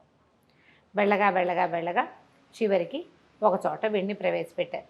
మా సైన్యాధికారిని చూస్తావు నువ్వు, మాట్లాడదు కానీ అని చెప్పి లోపల తీసుకెళ్ళారు. తీసుకెళ్తే ఒక మంచి ఆజానుబాహువైన ఒక అతను, ఈ 5-6 వజ్రాలు ఈ మణులు పెట్టున్నాయి. వాటి మధ్య ఒక సింహాసనం లాంటి పెద్ద కుర్చీలో కూర్చుని ఉన్నాడు. దృఢంగా కనపడుతున్నాడు, దృఢకాయుడు. అక్కడి నుంచి ఒక ఏలుగు చర్మాన్ని కట్టుకుని ఉన్నాడు. వీడు పలకరించారు. ఒకళ్ళనొకళ్ళు పలకరించుకున్నారు. నీతో పాటు వచ్చిన వాళ్ళు ఏమయ్యారు అని అడిగాడు. అడిగితే నాకు తెలీదు, నన్ను ఒక పక్షి మీద వేశారు, అక్కడ ఎలుగుబంట్లు కనపడ్డాయి నాకు, మరి నన్ను అక్కడ పడేశారు. నాతో పాటు వచ్చిన రుద్రుడు సుదర్శనుడి కూతురు చిత్రసేన వాళ్ళు ఏమయ్యారో తెలీదు. నలుగురిని 4 వేరు పక్షుల మీద వేయటం మాత్రం నాకు తెలుసు అనేసరికల్లా ఇతను నవ్వాడు అనమాట ఆ దృఢకాయుడు. వీళ్ళు భల్లూకరాయుళ్ళు పులిరాయుళ్ళ భయంతో ఇక్కడ దాక్కున్నారు అనేసరికల్లా ఇతను ఏమన్నాడంటే చెప్పాడనమాట. ఆ కందుడు అన్నవాడు భల్లూకరాయుళ్ళ సైన్యాధిపతి. మరి మీరు వాళ్ళు ఒకటి కాదా అని వీడు అడిగాడు. అడిగితే మేము వాళ్ళు ఒకటి కాదు, వాళ్ళు పులిరాయుళ్ళు, మేము భల్లూకరాయుళ్ళం. మా వాళ్ళు ఇక్కడి నుంచి మీ రాజ్యాల నుంచి బానిసల్ని పట్టుకొస్తారు ఇక్కడ పనిచేయటానికి. ఇక్కడ బానిసలుగా వచ్చిన వాళ్ళు కొంతమంది చెప్పిన విషయాల వల్ల మాకు కొన్ని తెలుసు. కాకపోతే మీలో ఒకడు మాకు బానిసల్ని సప్లై చేస్తాడు. వాడి పేరు నాగవర్మ. వాడు ఇక్కడ వాళ్ళందరికీ ఇక్కడికి పనిచేయటానికి అక్కడి నుంచి మనుషుల్ని రప్పిస్తాడనమాట. ఆ రాత్రిపూట వచ్చి లేవ తీసుకెళ్ళిపోతారు. నాగవర్మే తీసుకెళ్ళాడు అనుకో, వాడి మీదకి వస్తుంది. ఏ టైంలో ఎక్కడి నుంచి పిక్ చేయాలో వాడు చెప్పడాన్ని బట్టి ఇక్కడి నుంచి మనుషుల్ని ఎత్తుపోయారు వాళ్ళు. అది చాలా పెద్ద కోట. సరే మీ దేశం నుంచే వచ్చిన ఒకడు మాకు దొరికాడు. వాడి సహాయంతో వాడి ఐడియా ప్రకారం మేము ఈ కోటను జయించడానికి పెట్టుకున్నాం అన్నాడు. నీకు తెలిసేముంటుంది అని చెప్పి తలుపు తీయించాడు. తలుపు తీస్తే ఆరుద్రుడు వచ్చాడు బయటికి. నువ్వు ఎలా దొరికావు? అరే దొరికావా? మొత్తానికి వాళ్ళకి ఒకళ్ళకొకళ్ళు చూసి సంతోషం వచ్చింది. వీడిద్దరి ఫ్రెండ్స్లో ఒకడు వీళ్ళకి ముందే దొరికాడు. ఓకే. వీడు మొదట దొరికిపోయాడు. ఇతనేమో ఒక రోజంతా అక్కడ ఉండిపోయాడు కదా కొండ మీద పడి. ఈ రోజు లోపల ఈ ఆరుద్రుడు ఇతను కలిసి కందుడు కలిసి మాట్లాడుకుని దీన్ని హ్యాండిల్ చేయాలంటే ఇంకా బలమైన వాళ్ళు కావాలి. భల్లూకరాయుళ్ళకి పులిరాయుళ్ళు అంటే భయం. వచ్చింది 4 మనుషులు. ఇప్పుడు వీళ్ళలో ఒక అమ్మాయి, ముందు ఒకటి దొరికాడు, ఇప్పుడు ఒకటి దొరికాడు, ఒకటి దొరకలేదు. అమ్మాయి ఏమైందో తెలియదు. ఆ చిత్రసేనని పెళ్లి చేసుకోవడం కోసమే వాడిని తీసుకొచ్చారు, ఆ పిల్లని తెచ్చారు. ఏకపాదుడు అనే ఒక దుర్మార్గుడు ఈ పులిరాయుళ్ళకి జ్వాలాద్వీపానికి ఇప్పుడు రాజుగా ఉన్నాడు. వాడిది ఒక ప్రత్యేకమైన కోట. వాడు చాలా కటిక దుర్మార్గుడు. వాడితో ఒక సమస్య ఉంది. వాడితో ఏం సమస్య అంటే వాడి నెత్తురు ఎవరైనా చూస్తే చచ్చిపోతారు. ఓహో. వాడు మా సైనికులు వాడిని పట్టుకున్నప్పుడు వాడు మొహం మీద ఘాటు పెట్టుకున్నాడు, వాడు రక్తం కనపడంగానే వీళ్ళు చచ్చిపోతారు. వాడికి ఆ వరము శాపము అది. వాడి నెత్తురు చూసిన వాళ్ళు బతకరు. దాంతో మేము పట్టుకున్నప్పుడల్లా వాడు ఆ నెత్తురు చూపించి తప్పించేసుకుంటున్నాడు. ఎవరైనా తెలివిగల వాళ్ళు కావాలి ఈ పనికి, బలశాలులు కావాలి, ఏదైనా చచ్చిపోవడానికైనా సిద్ధపడేవాళ్ళు కావాలి. వాడిని పట్టుకునే లోపల కొంతమంది పోతూ ఉంటారు, మళ్ళీ మిగిలిన వాళ్ళు రావాలి. మాలో అంత ధైర్యం లేదు. అంచేత నీ పెంపుడు తండ్రి అయినటువంటి ఉగ్రాక్షుణ్ణి ఇక్కడికి పిలిపించు. మీకు ఈ జ్వాలాద్వీపవాసుల బెడద పూర్తిగా వదిలించేస్తాం. మేము మీ దగ్గరికి రాం, మా పని మేమే చేసుకుంటాం, మాకు మనుషులు బానిసలుగా అక్కర్లా, మేము తేం వాళ్ళని. ఈ ఏకపాదుడి రాజ్యం కనుక తప్పించేస్తే మీరు హాయిగా ఉండదు. వీళ్ళకి ఎప్పటి నుంచి వస్తున్నారు వీళ్ళు? ఈ పిల్లాడు పుట్టక ముందు నుంచి, ఉగ్రదత్తుడు పుట్టక ముందు నుంచి మనుషుల్ని పికప్ చేస్తూనే ఉన్నారు. ఈ నాగవర్మ వాళ్ళకి హెల్ప్ చేశాడు. ఓకే, పలానా ప్రాంతంలో పల్లెల్లో ఎవరు ఉండరు, ఎత్తుకుపోండి, అక్కడి నుంచి గొడ్డు గోదాన్ని తెచ్చేసుకోండి. దునపోతుల్ని గేదెల్ని పట్టుకెళ్ళిపోయేవాళ్ళు, ఆవులు కూడా పట్టుకుపోయేవాళ్ళు, గొర్రెలు పట్టుకెళ్ళిపోయేవాళ్ళు. అడవిలో నుంచి ఎవరిని పికప్ చేసినా పర్వాలేదు, వాళ్ళకి భయం ఉగ్రాక్షుడు అంటే. ఎందుకంటే వీళ్ళు పెద్ద పెద్ద పర్సనాలిటీలు కొట్టి చంపేస్తారు, దొరికితే కొట్టేస్తారు. పక్షులు లేకపోతే అసలు వాళ్ళని ఎదుర్కోలేరు. ఓకే, కాబట్టి నీ పెంపుడు తండ్రిని ఇక్కడ పిలిపించు అనగానే అడిగాడు ఉగ్రదత్తుడు. ఎట్లా వస్తారు? ఇది చాలా దూరం కదా. నాకు అర్థమైనది చూస్తే నేను 2 గంటలు అనుకున్నా, నాకు అర్థమైనంత మటుకు ఒక పగలంతా ప్రయాణం చేయాలి. మీ పక్షులు ఇంత మహాకాయులైన రాక్షసుల్ని మొయ్యగలవా? మొయ్యలేవు. పైగా ఇది ఎట్లా ఉంది? సముద్ర తీరం మధ్యలో ఉంది జ్వాలాద్వీపం. నేను వస్తూనే గమనించాను, అంతా 3వ పక్కల నీళ్లుంది, ఓ పక్కన ద్వీపం ఉంది. ఎట్లా వస్తారు అంటే కందుడు నవ్వాడు. మాకు ఒక ఉపాయం ఉంది, సముద్రం ద్వారా రావచ్చు పడవల్లో. మీ వాళ్ళు అక్కడ పడవెక్కితే సముద్రంలో ఇక్కడికి వస్తారంటే వీడు ఒప్పుకోలే, ఉగ్రదత్తుడు. దీనికి జ్వాలాద్వీపం ఉంది, అక్కడి నుంచి మంటలు వస్తాయి, ఆ మంటలే సముద్రం అంతా ఆవరించి ఉన్నాయి. అందుకే కదా మీరు పడవల్లో తిరగకుండా పక్షుల మీద మా ఊళ్ళకి వస్తున్నారు అంటే కొందరికి నవ్వొచ్చిందనమాట. కాదు, మాకు మంచి మార్గం ఒకటి తెలుసు, మేము చెప్పే మార్గం ద్వారా వస్తే మీకు మంటలు తగలకుండా వచ్చేసేయచ్చు. కాబట్టి నీ పెంపుడు తండ్రిని రప్పించు, అతని ద్వారా ఈ ఏకపాదుని సంహరిద్దాం. నాగవర్మ కూడా ఇక్కడే ఉన్నాడు, కరవీరుడు ఇక్కడే ఉన్నాడు, అందరు ఇక్కడే ఉన్నారు. వాళ్ళని సంహరిస్తాం, కోట మేము స్వాధీనం చేసుకుంటాం, మీ జోలికి మేము రాం. ఇక మళ్ళీ నిప్పులు జిమ్మే పక్షులు రావు, పులిరాయుళ్ళు రారు, వాళ్ళని మేము కంట్రోల్లో పెట్టుకుంటాం. సరే, ఇప్పుడు మా నాన్నని పిలిపించడం ఎట్లా? ఇక్కడి నుంచి ఎలా కబురు వెళ్తుంది అంటే, సరే నేను వెళ్ళి రానా అన్నాడు. నువ్వు వద్దు, రుద్రుడిని పంపిద్దాం. ఇప్పుడు రుద్రుడి మీద పంపిస్తారు, ఓ పక్షిని ఎక్కి రుద్రుడు వెళ్తే ఎలా గుర్తుపడతారు వాడు రుద్రుడని? వాడొకడు ఈ పక్షిని డ్రైవింగ్ చేయలేడు, పక్షి డ్రైవింగ్ వాడికి రాదు, వాడితో ఇద్దరు పంపాలి. వీడు మధ్యలో కూర్చుంటాడు, వాళ్ళు వీళ్ళని నమ్మరు, దూరం నుంచి చూసి శూలాలు కత్తులు విసిరేస్తారు. ఆ రాతి కదోటి విసిరారంటే పక్షి చచ్చి ఊరుకుంటుంది. ఏం చేయాలి? అప్పుడు ఇతను ఏమన్నాడంటే, ఓ పని చేస్తాను, రుద్రుడు, ఈ ఆరుద్రుడు, అదే వీడు వీళ్ళతో పాటు ఉన్న ఆరుద్రుడు స్నేహితుడు, ఈ పైనే ఉండి ఒక వస్తువు ఏదైనా కిందకి పడేస్తే మా నాన్న వాళ్ళు గుర్తుపడతారు, అప్పుడు మనం వాళ్ళకి కలుపుకోవచ్చు అని చెప్పి ఒక ఉత్తరం రాసిచ్చాడు. బట్టలు మామూలు అక్కడ ఆ మంటలు తట్టుకోవడానికి వాళ్ళకి కొంచెం మంచివి ఎలుగొడ్డు చర్మాలో పులి చర్మాలో కావాలి, లేకపోతే ఆ మంట వేడిని తట్టుకోలేరు, అందుకే వాళ్ళు అట్లాంటి బట్టలు వేసుకుంటారు. సరే, ఒక ఉత్తరం రాసి ముందు కాగితం రాసి పడేయండి, తర్వాత రుద్రుడు వెళ్ళి మొత్తం వ్యవహారం అంతా, ఆ రుద్రుడు కాదులే, రుద్రుడే వాడి పేరు, రెండు దగ్గర పేర్లు అవడంతో కన్ఫ్యూజింగ్గా ఉంది. సరే, పంపించారు. ఇంతలో అక్కడేమైంది, ఈ ఉగ్రాక్షుడు బెంగ పెట్టుకుని కూర్చున్నాడు, పిల్లాడు ఎక్కడికో వెళ్ళిపోయాడు, ఏదో అయిపోయింది, అబ్బాయిలు ఇద్దరు కూడా వెళ్ళిపోయారు, చాలా రోజులు గడిచిపోయింది, ఏమైపోతుందో తెలీదు, చాలా దిగులుగా ఉన్నాడు. ఇంతలో 4-5 రాక్షసులు పరిగెత్తుకొచ్చారు. ప్రభు రండి, ఒక రాకాసి పక్షి ఒకటి పైన తిరుగుతోంది, దాని మీద 3 మనుషులు ఉన్నారు, వాళ్ళు ఏదో పైనుంచి కిందకి పడేశారు, మరి చూడండి అంటే, ఏం పడేశారంటే ఏమో అక్కడ వెతుకుతున్నారు, చెట్టు మీద వాళ్ళు ఏదో వేశారు పసుపచ్చది, అవి ఏవి చూడకుండా ఎందుకు వచ్చారా మీరు, పదండి వెళ్దామన్నాడు. అందరు కలిసి అక్కడికి పోయేసరికల్లా తీరా వీళ్ళు వెళ్ళేసరికి మిగిలిన రాకాసి బంట్లు అంతా వెతికి ఆ చెట్టు కొమ్మల్లో చిక్కుకున్న పసుపచ్చ గుడ్డ ముక్కని తీసుకొచ్చారు. అదేమిటో చూస్తే దాంట్లో ఏదో రాదు. ఈ మనుషుల భాష నాకేం అర్థమవుతుంది అని ఆ అడవిలో పల్లెలు ఉన్నాయి కదా, ఆ పల్లెల్లో ఉన్న వాళ్ళు కూడా చేరారు ఈ పక్షులను చూసి. పగటిపూట పక్షులు రావడం వాళ్ళకి తెలియదు. ఫస్ట్ టైం ఒక పక్షిని, దాని మీద 3 మనుషుల్ని చూస్తున్నారు.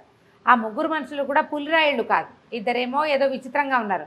మధ్యలో ఉన్నవాడు మనిషి, మామూలు బట్టలతో ఉన్నాడు, వాడు ఎవడో వీళ్ళకి తెలియదు. సరే ఆ ఉత్తరం చదవమని పక్కన మనిషి వాడి పల్లెటూరు వాడికి ఇచ్చాడు, పల్లెవాడు.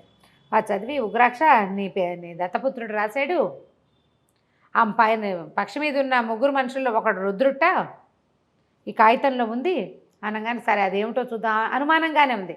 వాళ్ళని దింపండి అన్నారు. దింపండి అంటే దింపలేరు. దిగండి దిగండి అని సైగ చేయాలి. వాళ్ళ పైన ఎక్కడో ఆకాశ మార్గంలో ఉన్నారు. అక్కడి నుంచి చెట్ల కొమ్మలతోటి వాటితో వీటితోటి మొత్తానికి చేతులుపి వాళ్ళని కిందకి దిగమన్నారు. దూరంగా ఆగింది పక్షి. ఆ పక్షి మీద నుంచి దిగి రుద్రుడు పరిగెత్తుకుంటూ వచ్చాడు ఉగ్రాక్షుడి దగ్గరికి. ఈయన ఆనందంతో ఒక్క కేక పెట్టి పరిగెత్తుకుంటూ వెళ్ళి ఆ రుద్రుడిని ఎగరేసి పట్టుకున్నాడు, చిన్నపిల్లాన్ని ఎగరేసినట్టు. మొత్తాన్ని బతికే ఉన్నవరా, ఏమైపోయారని బెంగపెట్టుకున్నానరా, ఉగ్రదత్తుడు ఎలా ఉన్నాడంటే, ఉగ్రదత్తుడు శుభ్రంగా ఉన్నాడు. నీ కుమారుడు నిన్ను సహాయం కోరుతున్నాడు, అక్కడ ఇట్లా ఇట్లా ఉంది, ఇది కథ, మీరు పడవల మీద రావాలని మొత్తం రుద్రుడు ప్లాన్ అంతా చెప్పాడు. ఓకే. వాడు నన్ను సహాయం కోరటం ఏంటి, వాడు ఎక్కడున్నా సరే ముల్లోకాల్లో తీసుకొచ్చి ఈ అరణ్యానికి రాజుని చేయవలసిందే, అందుకే కదా నేను తెచ్చుకున్నాను. ఇంతలో ఈ కథ అంతా వ్యవహారం అంతా వెళ్ళిపోయింది. అపూర్వ సౌధం నుంచి వచ్చేసింది ఉత్తరం. ఒక దూత వచ్చాడు పరిగెత్తుకుంటూ. కుమారుడు అక్కడ ఎక్కడికో చిక్కుబడిపోయాడని తెలిసింది, యువరాజుకు సహాయం చేయడానికి మీకు ఎంతమంది సైన్యాన్ని కావాలంటే అంతమంది మా చిత్రసేనుడు పంపిస్తాడు, రాజుగారు పంపిస్తారు. తర్వాత ఏమో ఈ మన సుదర్శనుడు కూతురైనటువంటి చిత్రసేనని వాళ్ళు ఎత్తుకుపోయారని, వాళ్ళ దగ్గర పులిరాయల దగ్గర ఉందని అంటున్నారు. యువరాణి చిత్రసేనని యువరాజుకి ఇచ్చి వివాహం చేయాలని రాజుగారు రాణిగారు సంకల్పించుకున్నారు. ఆయన సుదర్శనుడు ఇదివరకు నాగవర్మతో చేసిన యుద్ధంలో చాలా సహాయం చేశాడు, పైగా రాణిగారికి బంధువు కూడాను అని ఉత్తరం రాసి పంపించారు. పంపించేసరికి వీళ్ళ పెత్తనం ఏంటి, నా పిల్లాడి పెళ్లి విషయంలో వాడు యువరాజు కాదు, ఉగ్రదత్తుడు నా కొడుకు, పెళ్ళి గిళ్ళి జాంతానా అవన్నీ కుదరదు, మాకు మీ సహాయం అక్కర్లేదు, మా పిల్లాడు మేము తెచ్చుకుంటాం, మీకెందుకు మధ్యలో అనేసరికల్లా దూత కంగారు పడ్డాడు. బొబ్బలు హుంకరింపులు చూసి ఎట్లా కొట్లా కంగారు పడి పారిపోయాడు. వాడు వెళ్ళిపోయాడు. కాకపోతే సేఫ్గా ఉన్నారు, రుద్రుడు వచ్చాడు, వీళ్ళంతా వెళ్తున్నారు అని తెలిసింది. అక్కడి నుంచి ఈయన ఏం చేశాడంటే 500 మంది రాకాసి బంట్లని సెలెక్ట్ చేశాడు. పదండి మనమంతా సముద్రం మీద వెళ్ళాలి అని. ఇక్కడి నుంచి నడుచుకుంటూ పోయి సముద్ర తీరానికి చేరారు. కానీ వాళ్ళలో చాలామందికి భయంగా ఉంది, జీవితంలో సముద్రం చూడలేదు వాళ్ళలో చాలామంది. భయపడిపోతున్నారు, కంగారుగా ఉంది వాళ్ళకి. ఈయన ఏం చేశాడంటే, సస్తే చస్తాం బతికితే బతుకుతాం, ముందు ఈ సాల వృక్షాలు కొట్టండి, దాని మధ్యలోకి చీల్చండి, ఒక్కొక్క కట్ట మీద దొన్నె మీద 50 మంది పట్టేలాగా 10 దొన్నెలు తయారు చేయండి, ఏం పర్వాలేదు వెళ్తాం. రుద్రుడు ఎట్లాగో పక్షి మీద మన ముందే వెళ్తాడు, వాడు మన చూస్తాడు, దారి వాడు చూపిస్తాడు, ఏమి భయం లేదంటే వీళ్ళకి కొంచెం ధైర్యం వచ్చింది, కొంచెం భయం తీరింది. కానీ ఇంకేం చేస్తారు, చెట్లు కొట్టేశారు, పెద్ద పెద్ద పడవలు తయారు చేసుకున్నారు. 50 మంది రాక్షసులు అంటే కనీసం 200-300 మంది మనుషుల కింద లెక్క వాళ్ళు. సరే మొత్తానికి 50 మంది ఒక్కొక్క పడవ ఎక్కి ఆ జ్వాలాద్వీపం మీదుగా వెళ్ళడం మొదలుపెట్టారు, ప్రయాణం చేస్తున్నారు. ప్రయాణం అవి అయ్యి వెళ్ళగా చివరికి ఆకాశంలో ఏదో ఒక నల్ల చుక్కలాగా కనపడుతుంది. క్రమంగా ఆ చుక్క కాస్త పెద్ద పక్షిగా మారి వీళ్ళకి దారి చూపించడానికి వచ్చేసింది వీళ్ళ దగ్గరికి. ఆ పక్షిని అనుసరించి వీళ్ళు వెళ్ళారు. తర్వాత ఏమైందో వచ్చే భాగంలో తెలుసుకుందాం. తప్పకుండా. నమస్తే. నమస్తే చెప్పి రమగారు, జ్వాలద్వీపం లాస్ట్లోకి వచ్చేసాం, చివరి ఎపిసోడ్లోకి వచ్చేసాం. పెద్ద పక్షి ఒకటి నల్ల చుక్కలా కనబడింది. వీళ్ళ దగ్గరికి వస్తే దారి చూపిస్తోంది అనుకున్నారు. దగ్గరికి వచ్చాక తెలిసింది దాని మీద 2-3 పులిరాయిళ్ళు ఉన్నారు. కేకలు పెట్టేశారు. రాక్షసులకి అసలే భయం అవంటే. అంత దగ్గరగా వచ్చేసేసరికి కేకలు పెట్టేసరికి ఉగ్రాక్షుడు, ఏం భయపడద్దు, మనకి ఇదివరకే తెలుసు, కాగడాలు ముట్టించి విసిరేయండి దాని మీదకి. ఇక కాగడాలు విసిరేశారు, బల్లాలు విసిరేశారు, వాళ్ళ దగ్గరికి రానివల భీభత్సంగా యుద్ధం చేశారు. కాగడాలు ఇప్పుడు వీళ్ళు ఉన్నదేమో పడవల మీద, ఆ కాగడ పడితే చెక్క అంటుకుంటుంది, అదో బాధ కదా. మా నాన్న తంటాలు పడి మొత్తానికి వాళ్ళని చెదరగొట్టారు. పులిరాయిలు కాస్త పారిపోయారు. వీళ్ళు ఈ ప్రయాణం చేస్తూ చేస్తూ భల్లూక రాయిళ్ళు ఉన్న ప్రాంతానికి చేరారు. ఆ జ్వాలాద్వీపంలో ఒక పక్కగా ఒక కొండ కొసలో ఉన్నటువంటి దాని కొండపాదం దగ్గరికి చేరారు. 2 రోజుల పాటు ఎవ్వరూ రాల. వీళ్ళకి ఉగ్రాక్షుడికి ఉగ్రదత్తుడు కూడా కనిపించలే. ఏమీ జరగలేదు. ఈ 2 డేస్ వీళ్ళ ప్రయాణంలో అలాగే నడుచుకుంటూ పోయారు. వెళ్ళాలిగా, రాక్షసులు బలమైన వాళ్ళు, వీళ్ళకి వ్యవహారం విషయం తెలుసు కానీ ఒడుపు రాదు, తెలివి లేదు, ఒడుపు లేదు. సముద్రంలో ప్రయాణం చేస్తూ ఈ వాలుగా వెళ్ళటాలు అవి అంత బాగా ఏం రావు, ఎట్లాగో చచ్చి చెడి వెళ్ళారు అంతే. 2 రోజుల పాటు ఎవరు వీళ్ళ మీదకి రాలేదు. వీళ్ళు అక్కడికి చేరారు. అక్కడికి చేరేసరికి 2 డేస్ తర్వాత పులిరాయిళ్ళు, ఎలుగుబంట్లు, ఎలుగురాయిళ్ళు, ఈ భల్లూకరాయిళ్ళు యుద్ధం చేస్తున్న సీన్లోకి చూశారు వీళ్ళు చేరేసరికల్లా వీళ్ళు ఏమిటి, వీళ్ళకి ముందే తెలుసు భల్లూకరాయిళ్ళ పక్షం మనం, పులిరాయిళ్ళే మనకి రెండో వాడు నాగవర్మ తాలూకు వాళ్ళు ద్రోహులు, వాళ్ళే మనుషుల్ని ఎత్తుకుపోయేది. అక్కడి నుంచి వాళ్ళు యుద్ధం చేస్తున్నారు. చూస్తూ ఉంటే ఈ ఉగ్రాక్షుడికి కనపడింది ఒక భల్లూకరాయుడి వేషంలో ఉన్నది తన కొడుకు. ఓహో, ఆశ్చర్యపడి ఉగ్రదత్త ఏమిట్రా ఈ వేషం నాయన అని ఎత్తి భుజాల మీద కూర్చోబెట్టుకున్నాడు కొడుకుని. ఏమిటంటే నన్ను నాన్న అటు తీసుకెళ్ళని ఒక పక్కకి తీసుకెళ్ళి అక్కడ యుద్ధం చేస్తున్న కందుడిని చూపించాడు.